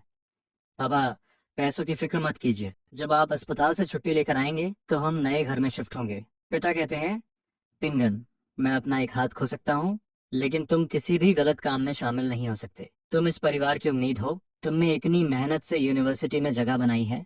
तुम सब कुछ बर्बाद नहीं कर सकते। लिन पिंगन कहता है, पापा, मेरे बड़े भाई की बातों पर ध्यान मत दीजिए। मैं किसी परिवार का घर जमाई नहीं बनाऊं। बस दादी और बड़े चाचा ने कुछ पैसे जमा किए हैं। पिता कहते हैं, उन्हें ऑपरेशन के पैसे वापस कर दो। हम ये नहीं करेंगे। ये पैसा तुम्हारी यूनिवर्सिटी और शादी के लिए है। लिन पिंगम का दिल भारी हो गया। वह सच में सारे पैसे निकालकर उन्हें दिखाना चाहता था, लेकिन आसपास और भी लोग थे। लिन पिंगम कहता है, पापा, अगर आप अपना हाथ ठीक नहीं कराएंगे तो मैं भी यूनिवर्सिटी नहीं जाऊंगा और ना ही शादी करूंगा, जब तक आप पूरी तरह ठीक नहीं हो जाते। एक बेटे के रूप में मैं कभी चैन से जी नहीं पाऊंगा। लिन पिंगन के पिता, जो अपने बेटे की पढ़ाई को सबसे ऊपर मानते थे, इन बातों के आगे रुके। कमरे मौजूद बाकी लोग भी उसे तारीफ की नजरों से देखने लगे। भाईजान करिया, आई प्रीम टू बी डेड बाक्स। एक आदमी कहता है, मेरे दोस्त, तुम्हारा बेटा बहुत अच्छा है, वो वफादार है। बेहतर होगा कि तुम अपना ऑपरेशन करवा लो, वरना उसे जिंदगी भर इसका पछतावा रहेगा। एक औरत कहती है, सच कहा नौजवान, मैं देख सकती हूँ कि तुम एक बहुत अच्छे इंसान हो। अगर सच में तुम्हारे पास पैसे नहीं हैं तो मैं तुम्हें उधार दे सकती हूँ। जिस औरत ने बात की वह करीब 40 साल की थी। उसका रंग गोरा था और हाथों में कोई खुरदरापन नहीं था। ये साफ था कि वो शहर से आई है। अगर वो पैसे उधार देने की पेशकश कर रही थी तो जाहिर है कि उसके पास पैसों की कोई कमी नहीं थी। लिन पिंगन कहता है, शुक्रिया आंटी, अभी के लिए इसकी जरूरत नहीं है। बिस्तर के सिरहाने से उस औरत के पति ने मुस्कुराते हुए कहा। पति कहता है, बेटे डरो मत, मेरा नाम फेंग शांगजिन है। मैं काउंटी गारमेंट फैक्ट्री का डायरेक्टर हूँ। मेरी पत्नी ने सुना है कि तुम्हें परिवार से अलग कर दिया गया है और बिना एक पैसा दिए पुराने घर में धकेल दिया गया है। उसे ये भी पता चला है कि तुम्हें सबसे अच्छी यूनिवर्सिटी में दाखिला मिला है और तुम इतने आज्ञाकारी हो। मेरी पत्नी सच में तुम्हारी मदद करना चाहती है। लिन पिंगन ने बिस्तर के पास खड़े अधेड़ उम्र के आदमी को त्योरियां चढ़ाकर देखा। लिन पिंगन कहता है, आप काउंटी गारमेंट फैक्ट्री के डायरेक्टर फोंग शांगजिन हैं। फोंग शांगजिन कहता है, बेटे तुम मुझे जानते हो। अगर पैसों की जरूरत है तो बस आंटी को बता दो, हमारे पास यहाँ ज्यादा कुछ नहीं है। लेकिन 300 या 500 युआन कोई बड़ी बात नहीं है। लिन पिंगन कहता है, अंकल फिंग, क्या आपको प्रांतीय राजधानी से कोई ऐसा ऑर्डर नहीं मिला है जहां क्लाइंट ने अपना खुद का फैब्रिक इस्तेमाल करने की शर्त रखी है और आधी रकम पहले ही दे दी है? क्या आपने कॉन्ट्रैक्ट साइन कर लिया है? फंग शानजिन कहता है, मैंने कल ही राजधानी की कंपनी से बातचीत पूरी की है। मैं आज दोपहर कॉन्ट्रैक्ट साइन करने वाला था। बेटे तुम्हें यह सब कैसे पता? लिन पिंगन कहता है, अंकल फोंग, मुझसे यह मत पूछिए कि मुझे कैसे पता। क्या आपने कॉन्ट्रैक्ट साइन कर लिया है? लिन पिंगन की आवाज में थोड़ी बेचैनी थी। अगर उसने कॉन्ट्रैक्ट साइन कर लिया होता तो बहुत बड़ी मुसीबत हो जाती। फोंग शांगजिन ने त्योरियां चढ़ाई और असंतोष से लिन पिंगन की तरफ देखा। उसकी पत्नी अपने पति की उलझन भांपकर माहौल को हल्का करने के लिए बीच में बोल पड़ी। आंटी कहती हैं, असल में हमें आज ही साइन करना था, लेकिन क्योंकि मैं गिर गई और मेरे पैर में चोट लग गई तो ये मुझे अस्पताल ले आए। इसलिए हमने फैसला किया कि हम कल साइन करेंगे। लिन पिंगान कहता है, बहुत बढ़िया, अभी साइन नहीं हुआ है। अंकल फेंग, आप ये कॉन्ट्रैक्ट साइन नहीं कर सकते। राजधानी की कंपनी दिवालिया होने की कगार पर है। आप जो कपड़े बनाएंगे उन्हें खरीदने के लिए उनके पास पैसे ही नहीं होंगे। रिपोर्टों के मुताबिक फेंग लियांगो ने इस ऑर्डर के लिए अपना घर और अपनी कपड़ों की फैक्ट्री गिरवी रख दी थी। लेकिन राजधानी की कंपनी पहले ही दिवालिया होने की कगार पर थी और पैसे चुकाने में असमर्थ थी। उसकी पत्नी इस सदमे को बर्दाश्त नहीं कर पाई और हार्ट अटैक से उसकी मौत हो गई। इसके बाद उसने हर चीज में आग लगा दी। फैक्ट्री दिन रात जलती रही और वह खुद और सारे कपड़े राख के ढेर में बदल गए। फोंग शांगजिन कहता है, ये नामुमकिन है। मेरे छोटे भाई ने इस पार्टनरशिप को पाने के लिए बहुत मेहनत की है। इतनी डराने वाली बातें मत करो। फैक्ट्री के आधे शेयर उसके पास है। अगर वो कंपनी सच में दिवालिया हो गई तो उसे भी इसका नुकसान उठाना पड़ेगा। लिन पिंगडम को एक और बात याद आई। फोंग लियांगो को कभी अपना घर और फैक्ट्री गिरवी रखने की नौबत नहीं आती। अगर उसका छोटा भाई पार्टनरशिप खत्म करके फैक्ट्री के आधे शेयरों की कीमत ना मांगता। कोई और चारा न होने पर उन्होंने घर गिरवी रख दिया था। फोंग लियांगो की मौत के बाद उसके छोटे भाई ने एक नई गारमेंट फैक्ट्री खोली और एक शानदार जिंदगी जी। लिन पिंगम कहता है, अंकल चाहे आप मुझ पर विश्वास करें या ना करें, लेकिन किसी को भेजकर उस कंपनी की माली हालत का पता करवा लीजिए, तब सब कुछ साफ हो जाएगा, है ना? लिन पिंगन की गंभीरता देखकर फेंग शांगजिन सोच में पड़ गया। आंटी कहती हैं, सुनो, यह नौजवान सही कह रहा है। तुम्हारा छोटा भाई आजकल पार्टनरशिप खत्म करने की बात कर रहा था और अचानक वह ये ऑर्डर लेकर आ गया। किसी को राजधानी भेजकर पता लगाओ। अगर कोई गड़बड़ हुई तो हमारी फैक्ट्री कभी नहीं उठ पाएगी। फैब्रिक की आधी कीमत 15,000 युआन है। ये मेरी जिंदगी भर की गाढ़ी कमाई है। अगर हमने ये गवा दिया तो मैं कभी उबर नहीं पाऊंगी। फोंग शामजीन कहता है, मैं पहले किसी को राजधानी भेजकर पता करवाता हूँ। अगर तुम्हारी बात सच निकली और तुमने हमारी फैक्ट्री को बचा लिया तो मैं जिंदगी भर तुम्हारा एहसानमंद रहूंगा। लेकिन अगर पता चला कि तुमने मुझे जानबूझकर धोखा दिया है तो मैं तुम्हें कभी पैसे उधार नहीं दूंगा। लिन पिंगन को इस बात से कोई फर्क नहीं पड़ता था। उसने उन्हें नेक इरादे से चेतावनी दी थी। वे उस पर विश्वास करें या ना करें, ये उनकी समस्या थी। जहां तक उधार के पैसों की बात है, उसे अब उनकी जरूरत नहीं थी। अब उसने गौर किया कि फेंग यांग जून की पत्नी उसे देख रही है। आंटी कहती है, तुम ये क्या बकवास कर रहे हो? इस लड़के ने तुम्हें नेक इरादे से आगाह किया है। नौजवान, उसकी बात मत सुनो। अगर तुम्हें पैसों की जरूरत हो तो अपनी आंटी को बताना। लिन पिंगन मुस्कुराया और सिर हिलाकर उनकी बातों को टाल दिया। उसने वे जूते निकाले जो उसने खरीदे थे। लिन पिंगन कहता है, माँ, दूसरी बहन, ये तुम्हारे लिए है, पहन कर देखो। माँ कहती है, पिंगन, ये जूते तो बहुत महंगे हैं। एक जोड़ी की कीमत 5 युआन है। मैंने ऐसे जूते सिर्फ अपनी शादी के दिन पहने थे। इतने महंगे जूते? और तुमने 3 जोड़े खरीद लिए। इन्हें वापस कराओ, मेरे और तुम्हारे पास पहले से ही जूते हैं। लिन पिंगन कहता है, माँ, ये जूते सेल में थे, इन्हें वापस नहीं किया जा सकता। तुम्हारे पुराने जूते फट चुके हैं। अब नए जूते पहनने का वक्त आ गया है। लिन पिंगन की माँ ने अपनी बेटी की आंखों में वह ललक देखी। चूंकि उन्हें वापस करने का कोई तरीका नहीं था तो उसने वे जूते लिए और अपनी बेटी को दे दिए। माँ कहती है, तुम ये दोनों जोड़े रख लो और बदल बदल कर पहनना, इन्हें संभाल कर रखना। दूसरी बहन कहती है, मुझे सिर्फ एक ही जोड़ी चाहिए। पागल, मैं तुम्हें 2 दे रही हूँ और तुम ले नहीं रही हो। तुम्हें और क्या चाहिए? लिन पिंगन की माँ ने जबरदस्ती जूते अपनी बेटी के हाथों में थमा दिए, ये देखते हुए कि वे एक दूसरे को जूते पकड़ा रहे थे। लिन पिंगन परेशान हो गया। ये देखकर कि उसकी माँ अभी भी हिचकिचा रही थी, उसने बीच में दखल दिया। लिन पिंगन कहता है, माँ, अगर तुम मेरे वाले जूते दूसरी बहन को दे दोगी तो वो उसे फिट नहीं आएंगे। उसके जूतों का साइज 38 है। दूसरी बहन कहती है, हाँ बिल्कुल, मेरा साइज तो 37 है। माँ कहती है, लेकिन दूसरी बहन कहती है, माँ, तुम्हारे बेटे ने तुम्हारे लिए खरीदे हैं। ये उसका प्यार जताने का तरीका है। आखिरकार लिन पिंगन की माँ मान गई। लिन पिंगन ने अपनी जेब से ब्राउन शुगर, माल्ट एक्सट्रैक्ट, डिब्बा बंद खाना और जो कुछ भी खरीदा था उसे निकालकर मेज पर रख दिया। लिन पिंगन कहता है, पापा, बड़े भाई, आप घायल हैं, अच्छे से खाइए, बिल्कुल संकोच मत कीजिए। एक बार आप ठीक हो जाएं तो हम सब मिलके पैसे कमाएंगे। दूसरी बहन ने देखा कि बैग में लाल सूती जूतों की एक और जोड़ी थी। दूसरी बहन कहती है, पिंगन, तुम जरा भी वक्त बर्बाद नहीं कर रहे हो, अभी से अपनी होने वाली पत्नी के बारे में सोच रहे हो। जाओ जल्दी से उसे देकर आओ। बंगन बूंगी जरूर है, लेकिन वो एक बहुत अच्छी लड़की है। वो 100 शावन से लाख गुना बेहतर है। लिन पिंगन कहता है, ठीक है, मैं पहले उसे दे आता हूँ। मैं अभी वापस आया। वह पहली मंजिल पर गया और कमरे का दरवाजा धकेला। बंगन की काली और चमकदार आंखें उस पर टिक गईं। बिस्तर पर तांग सैन को होश में देखकर वह उनका हालचाल पूछने आगे बढ़ा। लिन पिंगन कहता है, आंटी, आप अब कैसा महसूस कर रही हैं? तांग सैन कहती है, पिंगन, तुम आ गए। मेरी बेटी से जल्द शादी कर लो। उसकी दादी उसकी शादी किसी बेवकूफ से कराना चाहती है। लिन पिंगन कहता है, आंटी, आप चिंता मत कीजिए, मैं बांगन के साथ अपनी शादी की बात करने ही आया हूँ। मैंने बांगन को जो दुख पहुंचाया है उसके लिए मैं माफी मांगता हूँ। मैं पूरे धूमधाम से उससे शादी करूंगा। ताइंग सैन कहती है, मेरी बेटी भले ही बोल नहीं सकती, लेकिन वो कोई बुरी इंसान नहीं है। उसे खेतों में काम करना आता है, सिलाई करनी आती है, वह सब कुछ जानती है। मुझे पता है कि तुम पढ़े लिखे हो। उससे शादी करने से तुम्हारा रुतबा कम होगा। हम दहेज में कुछ नहीं मांगते, हम बस इतना चाहते हैं कि तुम उसके साथ अच्छा बर्ताव करो। साओ बांगन पास ही रोते हुए इशारे कर रही थी, लेकिन लिन पिंगन को कुछ समझ नहीं आ रहा था। लिन पिंगन कहता है, आंटी, मैं ऐसा नहीं होने दूंगा। बंगन से शादी करना मेरी खुशकिस्मती है। दहेज 300 युआन होगा और साथ में घर का सामान भी दिया जाएगा। जो दूसरों को मिलता है, बंगन को उससे कम कुछ नहीं मिलेगा। टैंग सैन कहती है, क्या 300? हमने इतने बड़े दहेज की मांग नहीं की। और फिर अगर तुम इतना सब दोगे भी तो बांगन उसे अपने साथ नहीं ले जा पाएगी। उसकी दरी सब कुछ अपने पास रख लेगी। उसके बाद तुम लोग गुजारा कैसे करोगे? लिन पिंगन कहता है, आंटी, आप चिंता मत कीजिए, वो दहेज मैं आपको दूंगा, साओ परिवार को नहीं। इस दहेज से उनका क्या लेना देना? जब हमारी शादी हो जाएगी तो आप हमारे साथ आकर रहेंगी। आपके पति बहुत पहले गुजर गए, अब से हम आपकी देखभाल करेंगे। तांग सैन कहती है, पिंगन, तुम्हारी नीयत साफ है, लेकिन मुझे पता है कि तुम्हारे परिवार की भी मुश्किलें हैं। बेहतर होगा कि मैं तुम पर बोझ न बनूं।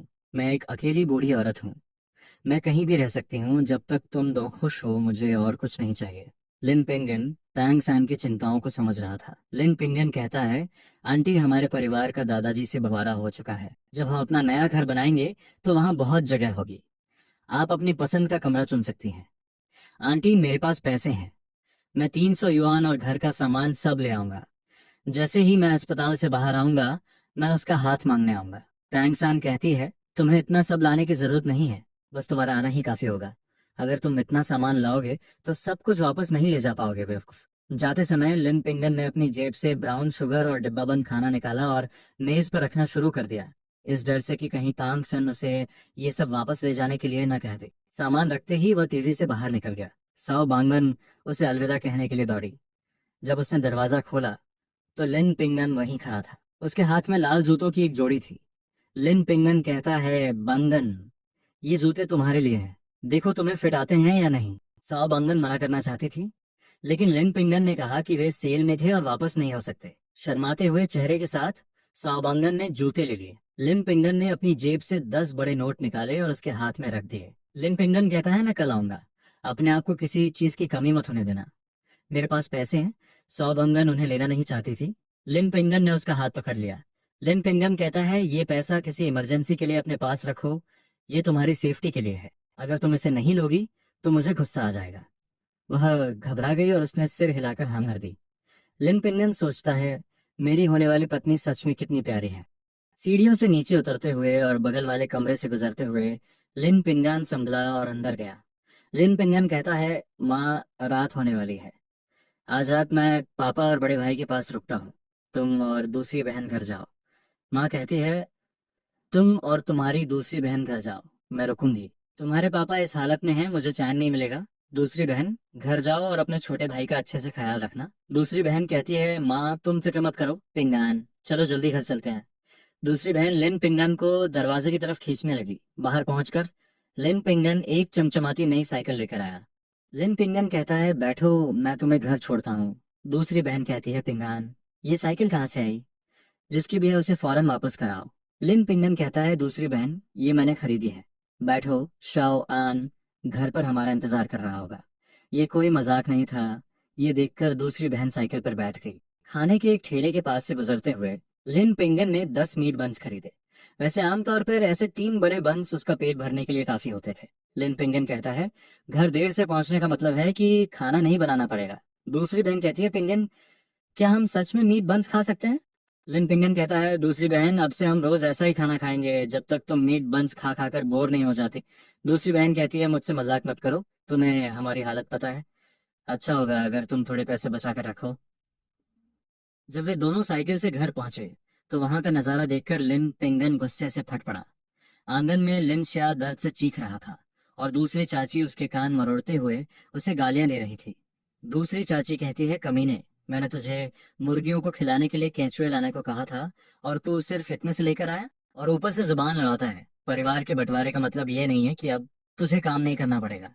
ये मेरा घर है, अगर तू यहाँ रहता है तो तुझे काम करना पड़ेगा, परजीवी कहिए। इस दौरान दादाजी और दूसरा चाचा आराम से मेज पर खाना खा रहे थे, बिना एक बार भी नजरें उठाए। लिन पिंगन दौड़ता हुआ अपनी साइकिल से उतरा और उसने दूसरी चाची को जोर से धक्का दिया। लिन पिंगन कहता है, यहाँ परजीवी कौन है? तुम लोग आराम से खाना खा रहे हो और मेरे भाई को पीट रहे हो। हमारा पहले ही बंटवारा हो चुका है, हर कोई अपना अपना काम करता है। लिन स्या जो केचुए ढूंढता है वो हमारी मुर्गियों के लिए भी काफी नहीं होते। मेरा परिवार तुम्हारा नौकर नहीं है। दूसरी चाची जोर का धक्का लगने से जमीन पर गिर पड़ी।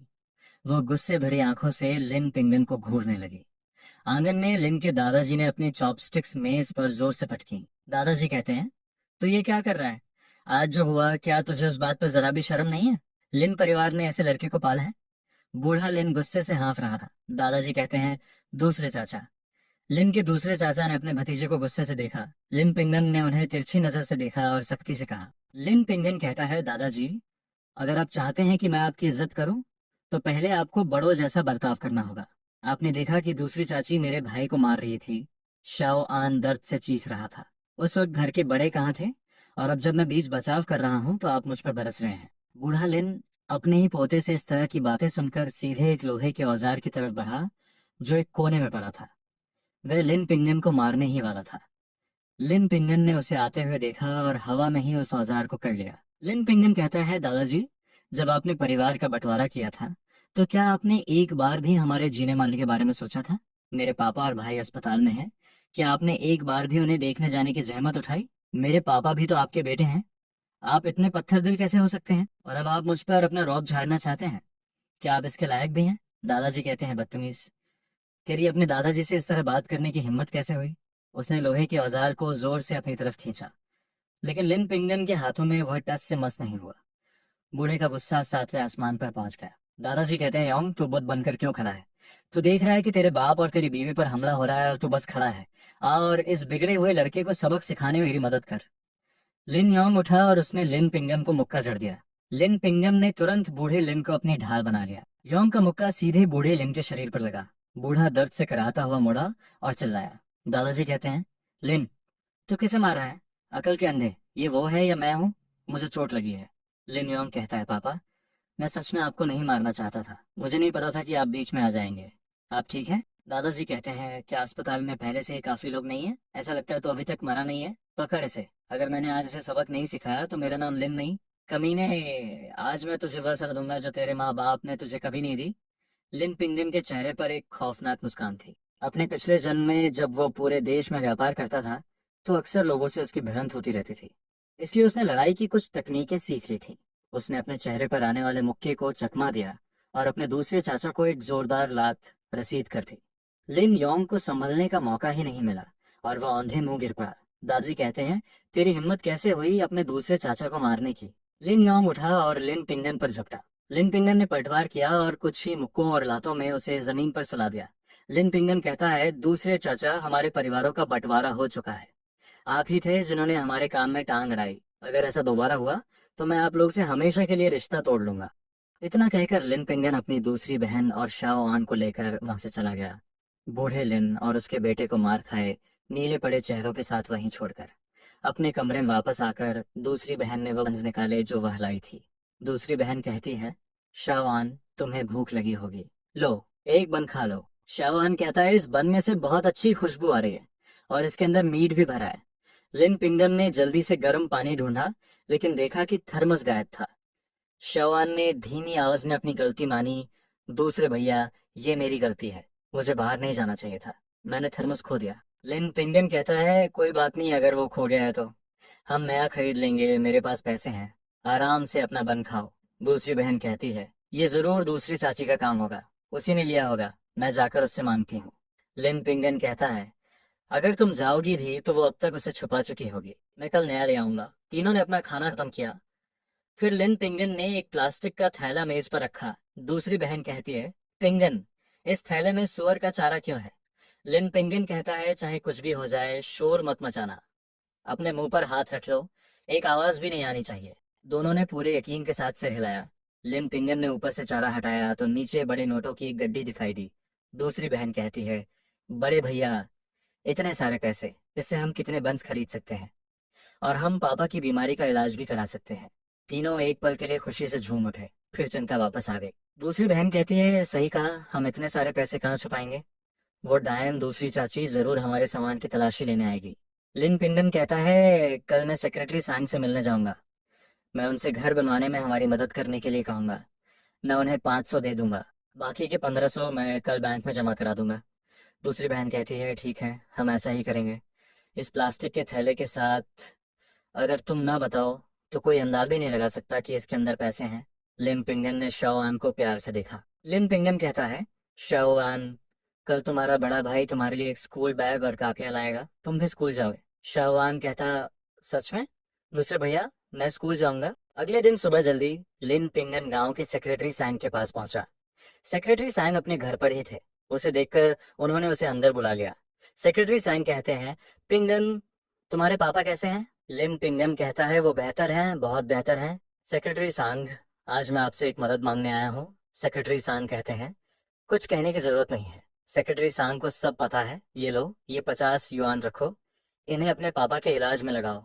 तुम्हारे दादाजी ने सच में बहुत बुरा बर्ताव किया है, लेकिन तुम्हारे पिता की बीमारी का इलाज होना चाहिए। मैं गांव वालों से बात करूंगा कि हर कोई अपनी तरफ से थोड़ा थोड़ा योगदान दे। तुम्हारा एडमिशन सबसे अच्छी यूनिवर्सिटी में हुआ है, तुम्हारा भविष्य बहुत उज्जवल है। लिन पिंगन कहता है, सेक्रेटरी सांग, मैं पैसे उधार लेने नहीं आया हूँ, मेरे पापा के ऑपरेशन का खर्चा पहले ही भर दिया गया है। अस्पताल में एक बहुत भले इंसान ने हमें पैसे उधार दिए हैं। लिन पिंगन ने पैसे सेक्रेटरी को वापस कर दिए। सेक्रेटरी सांग कहते हैं, मुझे उम्मीद है कि उसने बदले में तुमसे कुछ नहीं मांगा होगा। लिन पिंगन कहता है, क्या वो गारमेंट फैक्ट्री के डायरेक्टर नहीं है? उन्होंने बस हमारी मजबूरी देखी और मदद करना चाहिए। उन्होंने मुझे 1000 युआन उधार दिए हैं, हमारे पास अभी 500 बचे हैं। मेरे पापा और माँ ने कहा है कि पुराना घर अब रहने लायक नहीं है और वो चाहते हैं कि आप एक नया घर बनवाने के लिए मजदूर ढूंढने में हमारी मदद करें।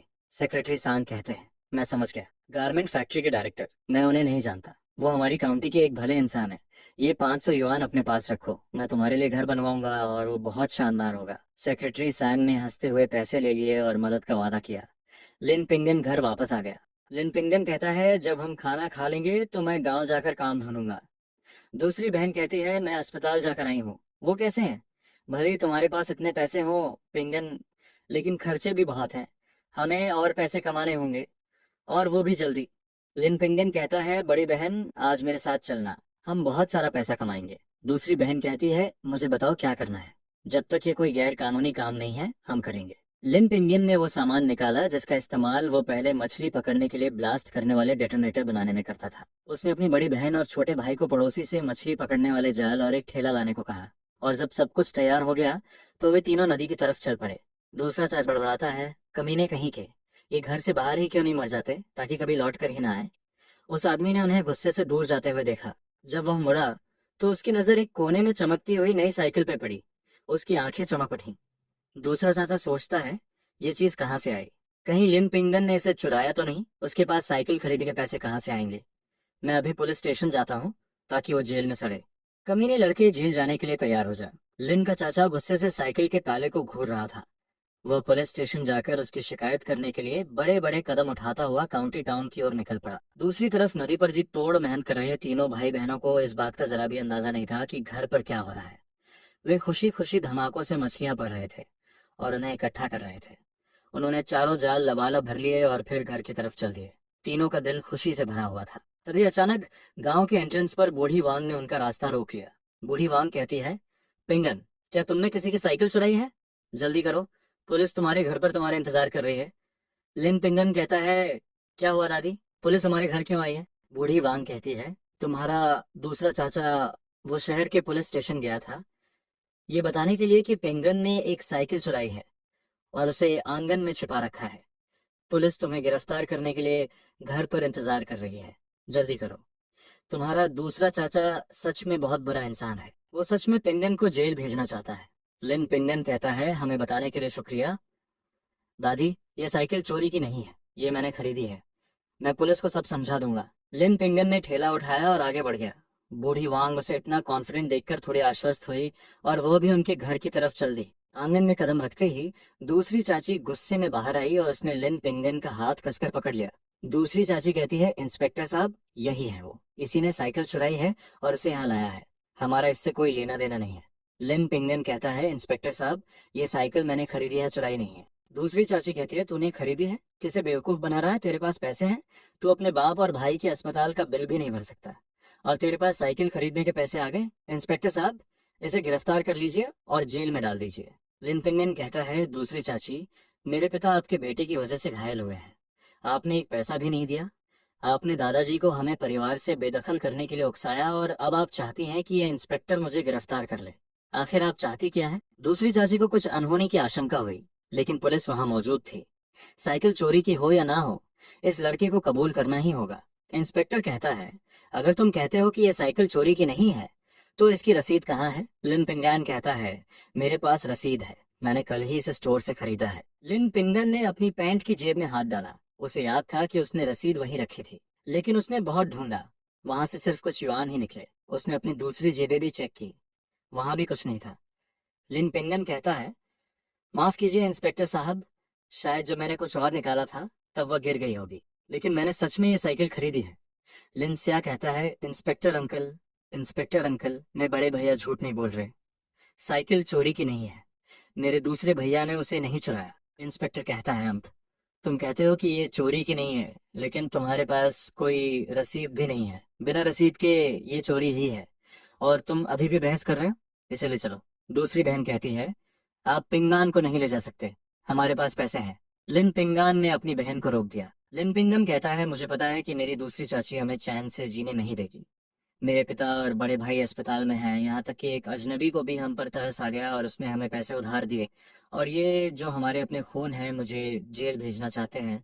सोने की बिक्री की रसीद के बारे में वह नहीं बता सकता था। उस जमाने में सोने को ना तो खरीदा जा सकता था और ना ही बेचा। अगर वह ये बात बताता तो सच में गिरफ्तार हो जाता। कोऑपरेटिव का वाउचर खो चुका था। लिन पिंगन कहता है, लेकिन पड़ोसी गांव के साव शावेन और सुनबिन ने मुझे साइकिल खरीदते हुए देखा था, वो गवाही दे सकते हैं। इंस्पेक्टर लिन पिंगन को घूर रहा था, ये परखने की कोशिश करते हुए कि क्या वह सच बोल रहा है। ये जानकर कि वहां गवाह मौजूद थे, वह उसे पड़ोसी गांव ले जाने के लिए तैयार हो गया। ठीक उसी वक्त साउथ शावेन के घर के आंगन में काफी गहमा गहमी थी। ये वह दिन था जब सुनबिन सगाई के तोहफे लेकर आने वाला था। साउथ शावेन के पिता साओ लाओ पुलिस वालों को अपनी वर्दी में आते देख घबरा गए और दौड़कर उनका स्वागत करने लगे। उनका चेहरा पीला पड़ गया था। साओ लाओ कहते हैं, इंस्पेक्टर साहब, क्या मेरे परिवार के किसी सदस्य ने कुछ गलत किया है जो आप लोग यहाँ तक आए हैं? इंस्पेक्टर कहता है, घबराइए मत, हम साओ शावेन और सनबिन से मिलने आए हैं। हम जानना चाहते हैं कि क्या कल उन दोनों ने लिन पिंगन को कोऑपरेटिव में साइकिल खरीदते हुए देखा था? साओ शावेन कहती है, इंस्पेक्टर साहब, ये सच है, हम कोऑपरेटिव में थे और हमने लिन पिंगन को साइकिल खरीदते हुए देखा था। हमारा इससे क्या लेना देना है? सनबिन कहता है, हाँ, इससे हमारा क्या वास्ता? दूसरी चाची कहती है, उसने जो साइकिल खरीदी उसका उसके पास कोई वाउचर नहीं था, ये हो ही नहीं सकता, उसके पास इतने पैसे कहाँ से आएंगे? एक साइकिल की कीमत 160 युआन से ज्यादा है, उसके पास इतने पैसे कैसे हो सकते हैं? तुम दोनों झूठ बोल रहे हो। मुझे पता है कि तुम लिन पिंगन से शादी करना चाहती हो और तुम उसे बचाने के लिए इस तरह झूठ नहीं बोल सकती। लिन पिंगन से शादी की बात सुनकर वह और भी घबरा गई। साओ शाओलिन कहती है, किसने कहा कि मैं उससे शादी करना चाहती हूँ? मैं सुनबिन से शादी करने वाली हूँ। तो मुझ पर झूठा इल्जाम लगाना बंद करो। इंस्पेक्टर को इस बात की कोई उम्मीद नहीं थी कि वो इतने सारे पारिवारिक मामलों में उलझ जाएगा, लेकिन उसे वो जानकारी मिल गई थी जो वो चाहता था। इसलिए उसने इस बहस को खत्म करने के लिए बीच बचाव किया। इंस्पेक्टर कहता है, बस बहुत हो गया, मामला साफ है। लिन बिंगन ने साइकिल नहीं चलाई है, कोई अपराध नहीं हुआ है। अगर कोई और बात नहीं है तो हम चलते हैं। पुलिस को वापस जाते देख दूसरी चाची घबरा गई। दूसरी चाची कहती है, इंस्पेक्टर साहब, मुझे लगता है लिन पिंगन का पैसा भी चोरी का है। मैं उस पर चोरी का इल्जाम लगाना चाहती हूँ। ठीक उसी वक्त गांव के सेक्रेटरी सैंग पसीने से लथपथ दौड़ते हुए वहां पहुंचे। सेक्रेटरी सैंग कहते हैं, हमारे गांव में ऐसा इंसान कैसे हो सकता है जो अपने ही भतीजे पर पैसे चुराने का इल्जाम लगाए? और वैसे भी वो पैसा उसे गारमेंट फैक्ट्री के डायरेक्टर ने उधार दिया था। इंस्पेक्टर साहब, लिन पिंगन ने मुझे आज सुबह ही ये बात बताई है। उसने मुझे अपना घर बनवाने के लिए 500 युआन भी दिए हैं, और ये पैसा बिल्कुल भी चोरी का नहीं है। दूसरी चाची कहती है, सेक्रेटरी सांग, मजाक मत कीजिए। गारमेंट फैक्ट्री के डायरेक्टर का उससे कोई रिश्ता नहीं है। वो उसे पैसे क्यों उधार देंगे? 500 युआन? आप कहानियां बना रहे हैं। सेक्रेटरी सैंग ने जब देखा कि कोई उनकी बात पर यकीन नहीं कर रहा, तो उन्होंने तुरंत अपनी जेब से 500 युआन निकाले। सेक्रेटरी सैंग कहते हैं, इंस्पेक्टर साहब, ये वही पैसा है जो पिंगन ने मुझे आज सुबह दिया है। उसे 1000 युआन उधार दिए गए हैं। वो चोरी नहीं कर सकता। लिन पिंगन ने पसीने से भीगे हाथों के साथ सेक्रेटरी सैंग की तरफ देखा। उसका दिल एहसान से भर गया। शुक्र है कि उसने ये बहाना बनाया था, वरना इस पैसे का कभी कोई हिसाब नहीं दिया जा सकता था। सेक्रेटरी सैंग की गाही के साथ इंस्पेक्टर दूसरी चाची की ओर मुड़ा। इंस्पेक्टर कहता है, क्या आपके पास कोई सबूत है कि लिन पिंगन ने किसी का पैसा चुराया है? दूसरी चाची कहती है, ये तो बस मेरा एक शक था। उसके पास इतने पैसे कैसे हो सकते हैं? लिन पिंगन कहता है, इंस्पेक्टर साहब, मैं इन पर मानहानि का केस करना चाहता हूँ। सिर्फ शक के आधार पर ये मुझ पर शिकायत दर्ज कराती हैं और चोरी का इल्जाम लगाती हैं।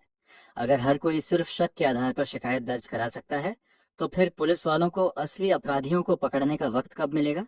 अपने दूसरे चाचा और चाची के स्वभाव को देखते हुए लिन पिंगन जानता था कि वे भविष्य में उसे चैन से नहीं जीने देंगे।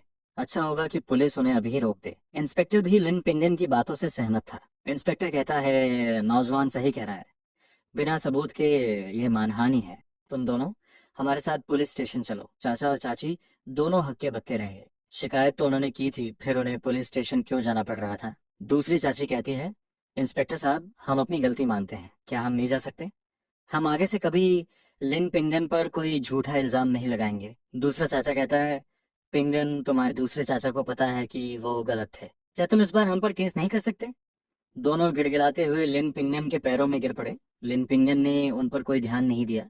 वह बहुत खुश था कि उन्हें सबक सिखाने के लिए ले जाया जा रहा है। इस तरह वे भविष्य में कोई परेशानी खड़ी नहीं करेंगे। दूसरा चाचा कहता है, पिंगन, क्या तुम उन्हें इस एक बार के लिए माफ नहीं कर सकते? लिन पिंगन कहता है, उन्हें माफ कर दूं? ठीक है, लेकिन पहले ये बताओ कि घर का थर्मस कहाँ है? दूसरी चाची ने तुरंत अपनी नजरें चुरा ली। उसकी उंगलियां सिकुड़ गईं। उसे ऐसे देखकर लिन योंग समझ गया कि उसकी पत्नी ने ही दूसरों का सामान लिया था, और वह उसे गालियां देने लगा। लिन योंग कहता है, कुतिया, तो क्या तू सच में चाहती है कि हम पुलिस स्टेशन जाएं? दूसरी चाची कहती है, मैंने मैंने उसे रसोई में छिपा दिया है। लिन पिंगन कहता है, सबने सुना, मुझे उन्हें माफ कर देना चाहिए जो मेरे साथ ऐसा बर्ताव करते हैं। ये लोग पुलिस स्टेशन जाकर एक अच्छा सबक सीखने के लायक हैं। गांव में ऐसे लोगों के होते हुए हम कभी शांति से नहीं रह पाएंगे। उस वक्त गांव में किसी ने भी उनका बचाव नहीं किया। लिन पिंगन ने पुलिस को अपने दूसरे चाचा और चाची को ले जाते हुए देखा, और उसे एक अजीब सा सुकून महसूस हुआ। अपने पिछले जन्मे बड़ों के सम्मान की खातिर वह हमेशा झुक जाता था, और बदले में चीजें सिर्फ बदतर ही होती थीं। इस बार वह ऐसा नहीं करेगा। ईंट का जवाब पत्थर से। साओ शियाविन, जिसने ये सब दूर से देखा था, बहुत चिढ़ गई थी। साओ शियाविन सोचती है, काश मुझे पता होता। तो मैं कह रही थी कि मैंने लिन पिंगन को वो साइकिल खरीदते हुए नहीं देखा, वो उसे गिरफ्तार कर लेते, लेकिन नहीं, इसके बजाय मुझे उसकी मदद करनी पड़ी। सनबिन कहता है, शियाविन, जब तुम शहर वापस आओगी तो मैं तुम्हारे लिए एक किराए का घर ढूंढूंगा। भले ही लिन पिंगन एक नया घर बना रहा है, ये तुम्हारी चचेरी बहन बांगनन, तीसरे चाचा की बेटी है, जो इसके मजे लूटने वाली है। साओ शायरन कहती है, वो इसके मजे लूटेगी अपने सपनों में। मुजदाहे गांव के उस बेवकूफ लड़के से पहले ही 200 युआन मिल चुके हैं। जब वो वापस आएंगे तो मैं उसे सौंप दूंगी। दादी कहती है, दादी सही कह रही है। लिन पिंगन ने बहुत पैसा उधार लिया है, उसे सब कुछ चुकाना होगा। बंगन के लिए उस बेवकूफ से शादी करना ही बेहतर होगा। उसे खाने पीने की कमी नहीं रहेगी, और क्या चाहिए। इधर लिन पिंगन साओ परिवार की इन सब साजिशों से अनजान घर वापस आ गया। उसकी दूसरी बहन शाओ आन बेसब्री से उसका इंतजार कर रही थी। लिन पिंगन को आता देख दूसरी बहन खुशी से दौड़ती हुई उसके पास गई। दूसरी बहन कहती है, दूसरे भैया, तुम ठीक हो? वो लोग वापस क्यों नहीं आए? लिन पिंगन कहता है, दूसरा चाचा और दूसरी चाची कुछ दिनों तक वापस नहीं आएंगे। दूसरी बहन, चलो चलते हैं। दूसरी बहन ने सिर हिलाया और साइकिल पर बैठ गई। तीनों काउंटी टाउन की ओर निकल पड़े। ब्लैक मार्केट के अड्डे पर पहुंचकर ब्रदर सांग ने लिन पिंगन को पहचान लिया और उन्हें सीधे अंदर ले गया। लिन पिंगन कहता है, ब्रदर सांग, देखिए हम ये मछलियां पकड़ कर लाए हैं, इन्हें देखिए और हमें इनकी कीमत बताइए। ब्रदर सांग ने दरवाजा अच्छे से बंद किया और जालों के ढक्कन खोले। अंदर बड़ी बड़ी सिल्वर कार्प मछलियों को तड़पते देख उसकी आंखें चमक उठी। ब्रदर सांग कहता है, लड़के, इतनी ठंड में इतनी सारी मछलियां पकड़ना आसान नहीं रहा होगा।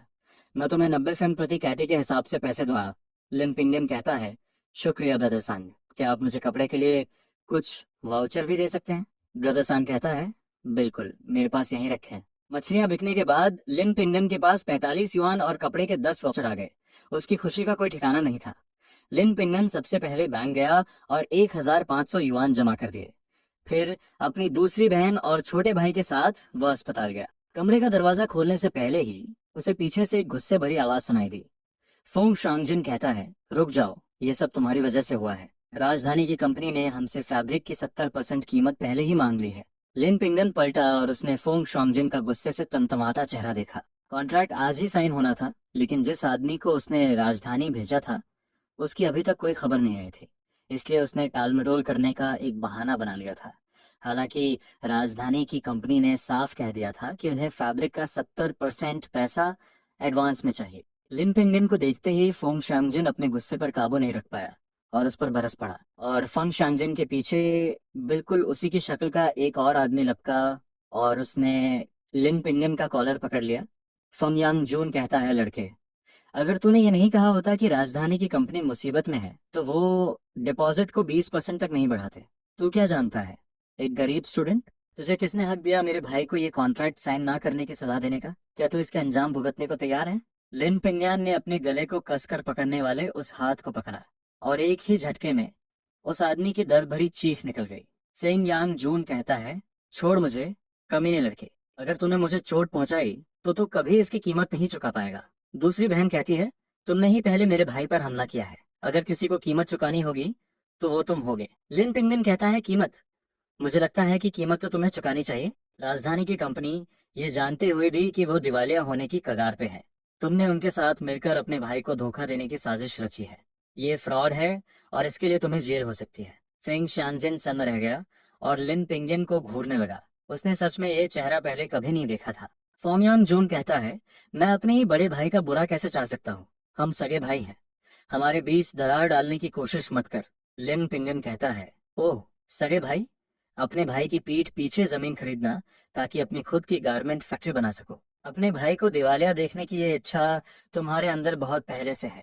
अपने पिछले जन्म में फेंग लियांगो की मौत के कुछ ही समय बाद इस सगे भाई ने अपनी फैक्ट्री खोल ली थी। अब जब उसने उसे बेनकाब कर दिया था तो अचानक सब कुछ सबके सामने आ गया था। जैसा कि उम्मीद थी, फेंग यांग जून हक्का बक्का रह गया। उसकी आवाज कांप रही थी। फेंग यांग जून कहता है, तो कुछ भी बकवास कर रहा है। मैं एक नई फैक्ट्री कैसे बना सकता हूँ? एक स्टूडेंट इन सब चीजों के बारे में क्या जान सकता है? फोंग शानजिन कहता है, क्या एक साधारण स्टूडेंट ऐसी बातें कर सकता है? नौजवान, मैं तुम पर केस नहीं करूंगा, लेकिन तुम ऐसी बातें खुद से नहीं बना सकते। मेरे छोटे भाई के पास जमीन खरीदने के पैसे कहाँ से आएंगे?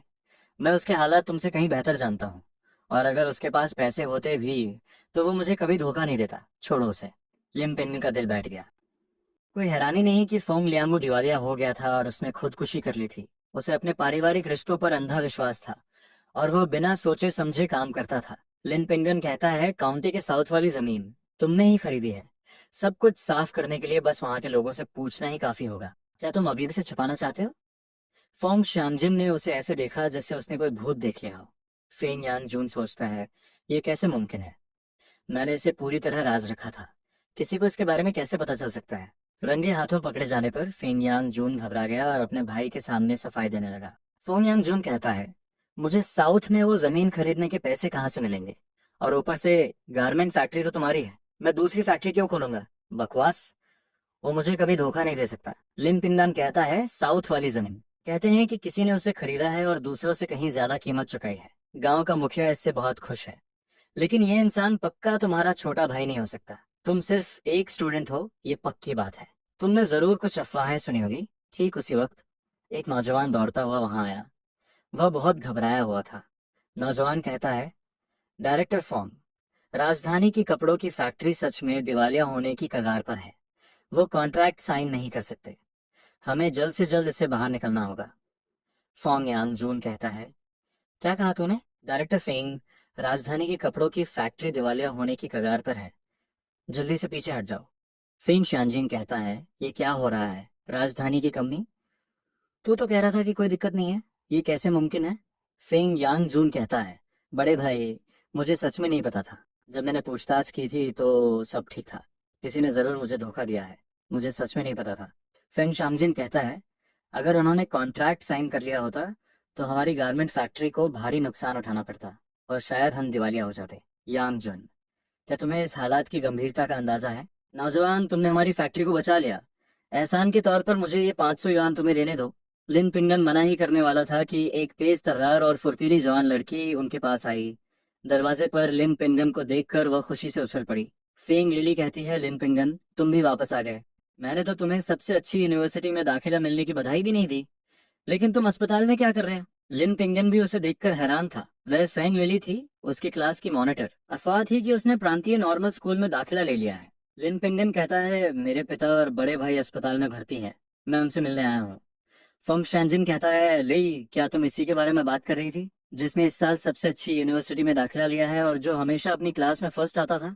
फोंग लिली कहती है, हाँ पापा, ये बहुत होशियार है। ये अपनी जगह पूरी तरह डिजर्व करता है।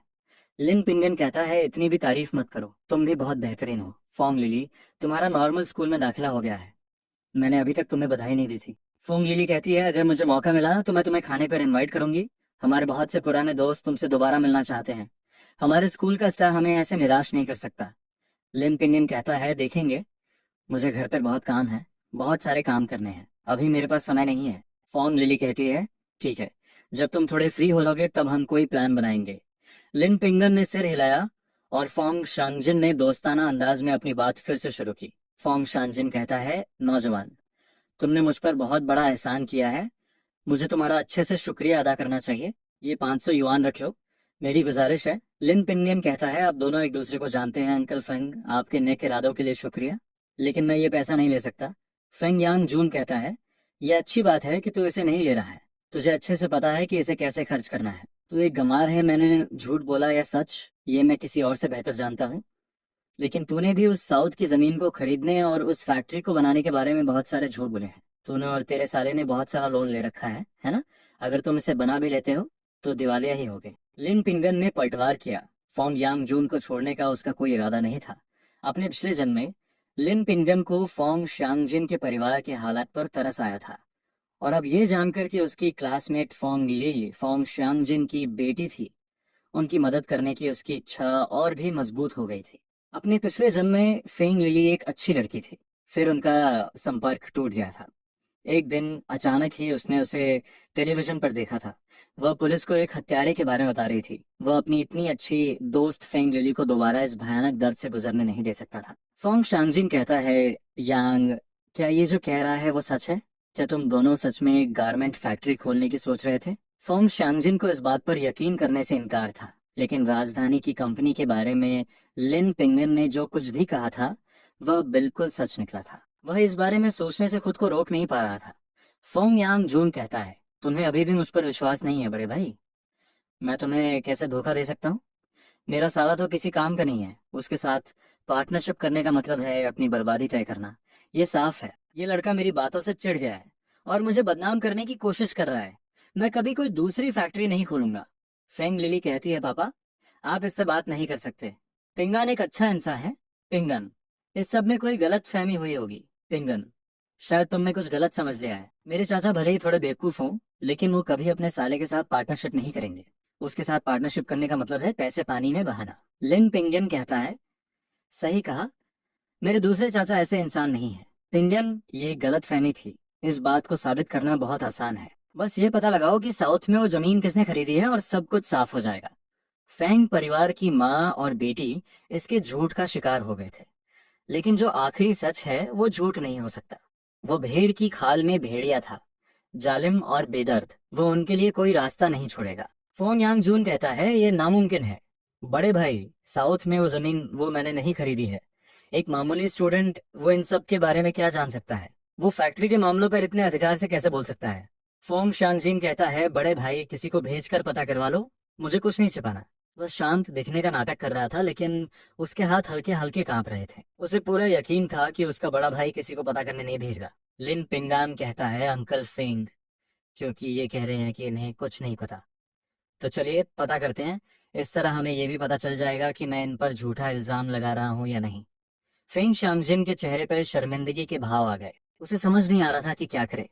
तभी पास खड़े एक नौजवान ने बोलना शुरू किया। अकाउंटेंट सांग कहता है साउथ में वो जमीन, मुझे पता है वो किसकी है।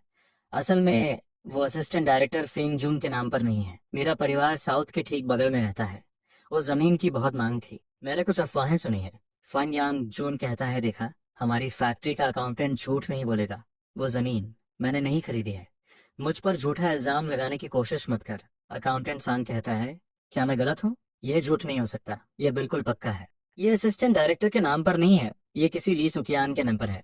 उसने दूसरों से कहीं ज्यादा, 1 अरब से भी ज्यादा की बोली लगाई थी। गांव का मुखिया खुशी से पागल हो गया था। फोंग शानजिन, जो लिन पिंगन को डांटने ही वाला था, अचानक सन्न रह गया। ये नाम किसी और का नहीं बल्कि उसके साले का ही था। फोंग शानजिन कहता है इन, क्या तुम मुझे बता सकते हो कि तुम्हारे साले ने ये जमीन क्यों खरीदी है?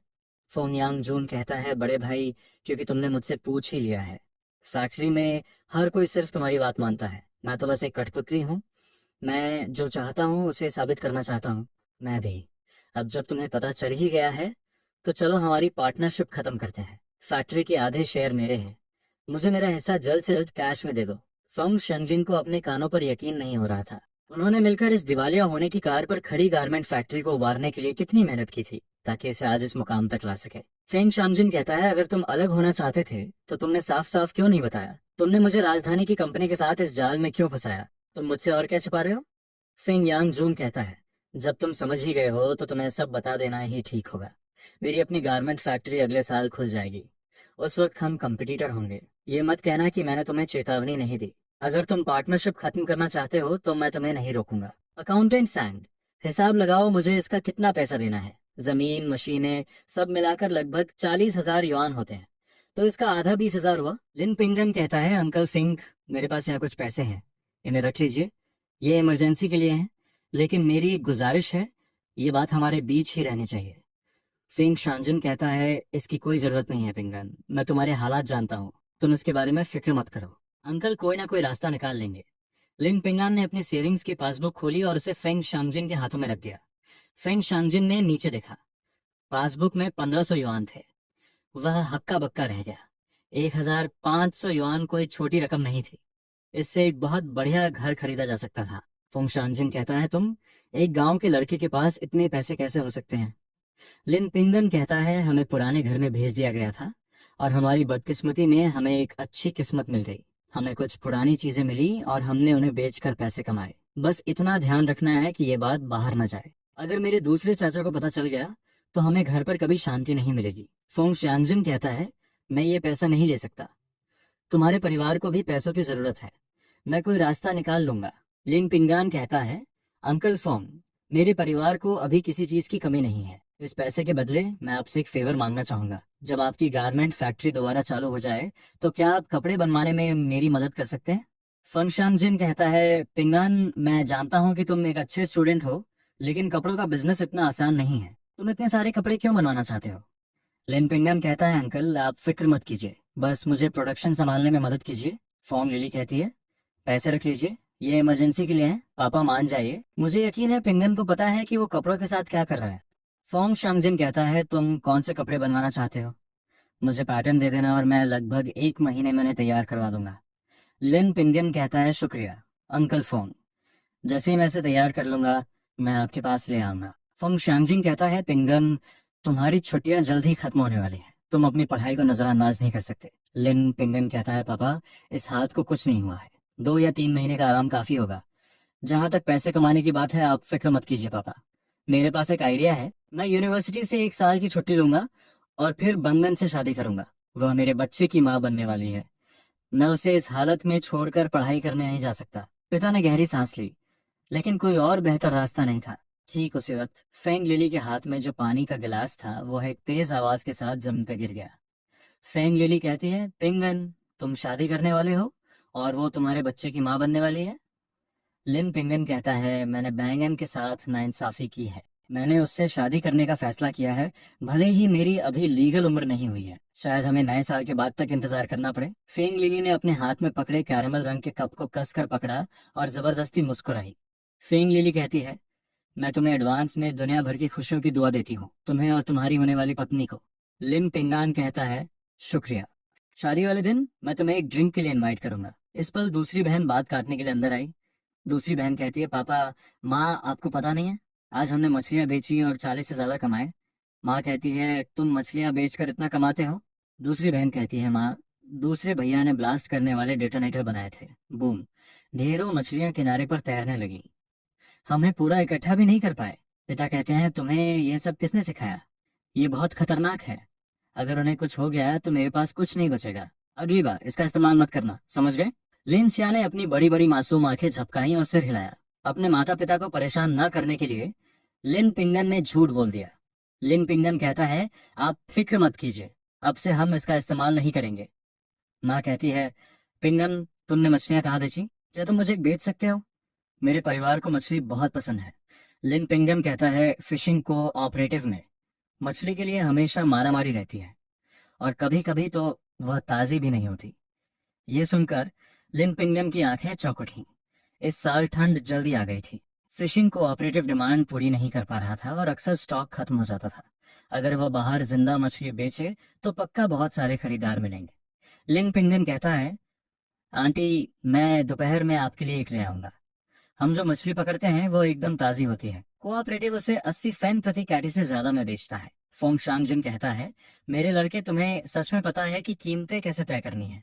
अपने बगल वाले मरीज को इतना खुश देखकर लिन पिंगन की माँ खुद से कहने लगी।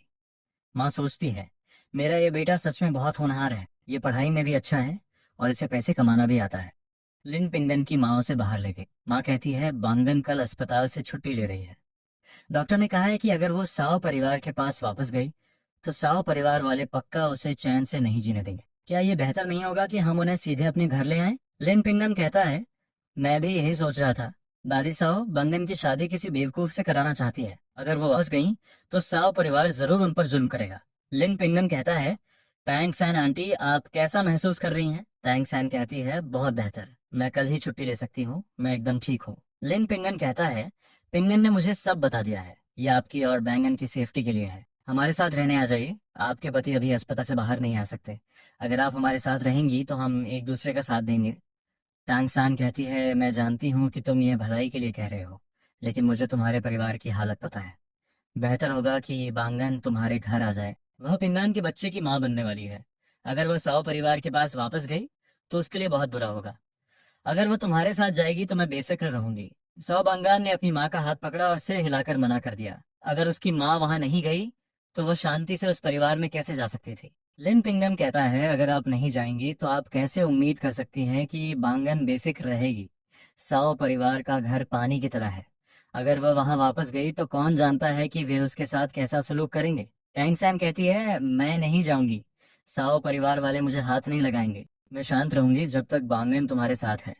लिन पिंगन ने देखा कि माँ बेटी दोनों जिद पर अड़ी थी। अगर तैंग सैन नहीं गई तो बांगन भी नहीं जाएगी। क्या गांव में कोई और खाली घर था? और अगर होता भी तो वो जरूर खस्ताहाल होता, वरना उन्हें उस पुराने घर में क्यों जाना पड़ता जो गिरने ही वाला था। लिन पिंगन कहता है, आंटी, इस हालत में मैं भी आपकी देखभाल करने के लिए साव परिवार के घर ही रुक जाता हूँ। अगर किसी ने आपको नुकसान पहुंचाने की कोशिश की तो मैं उनसे लड़ूंगा। टैंग सैन कहती है, पिंगन, इतने जज्बाती मत बनो। पिछली बार तुमने लगभग अपने दूसरे चाचा की जान ले ही ली थी। अगर कोई मर गया तो बांगन का क्या होगा? लिन पिंगन कहता है, पिंगन, ठीक है, मैं लिन परिवार के साथ रहने को तैयार हूँ, लेकिन साव परिवार से पंगा मत लेना। लिन पिंगम कहता है, आप फिक्र मत कीजिए आंटी, सब कुछ तैयार है। आपको और बांगन को बड़े बेटे वाला कमरा मिलेगा। हम तीनों भाई बगल वाले कमरे में सोएंगे। हमारे पास बहुत जगह है। टैंग सैन की आंखें आंसुओं से भर गईं। साव परिवार के घर में वह और उसकी बेटी सबसे ज्यादा मेहनत करती थी, और फिर भी वह परिवार के लकड़हारे वाले कमरे में रहती थी। लिन पिंगन कहता है, मैं जानता हूं कि आपको हमारे घर चलने के लिए कहकर हम आप पर कुछ पाबंदियां लगा रहे हैं, लेकिन आप फिक्र मत कीजिए, हम दहेज में कोई कमी नहीं छोड़ेंगे। टैंग सान कहती है, दहेज की कोई जरूरत नहीं है। जब तक पिंगन मेरी बेटी से शादी करने को तैयार है और उसके साथ अच्छा बर्ताव करता है, मेरे लिए इतना ही काफी है। हमें दहेज की जरूरत नहीं है। लिन पिंगन कहता है, हम दहेज कैसे नहीं देंगे? गांव वाले बातें बनाएंगे जो दूसरे परिवार देते हैं। लिन परिवार उससे कम नहीं दे सकता। आप फिक्र मत कीजिए, हम ये दहेज तैयार कर रहे हैं।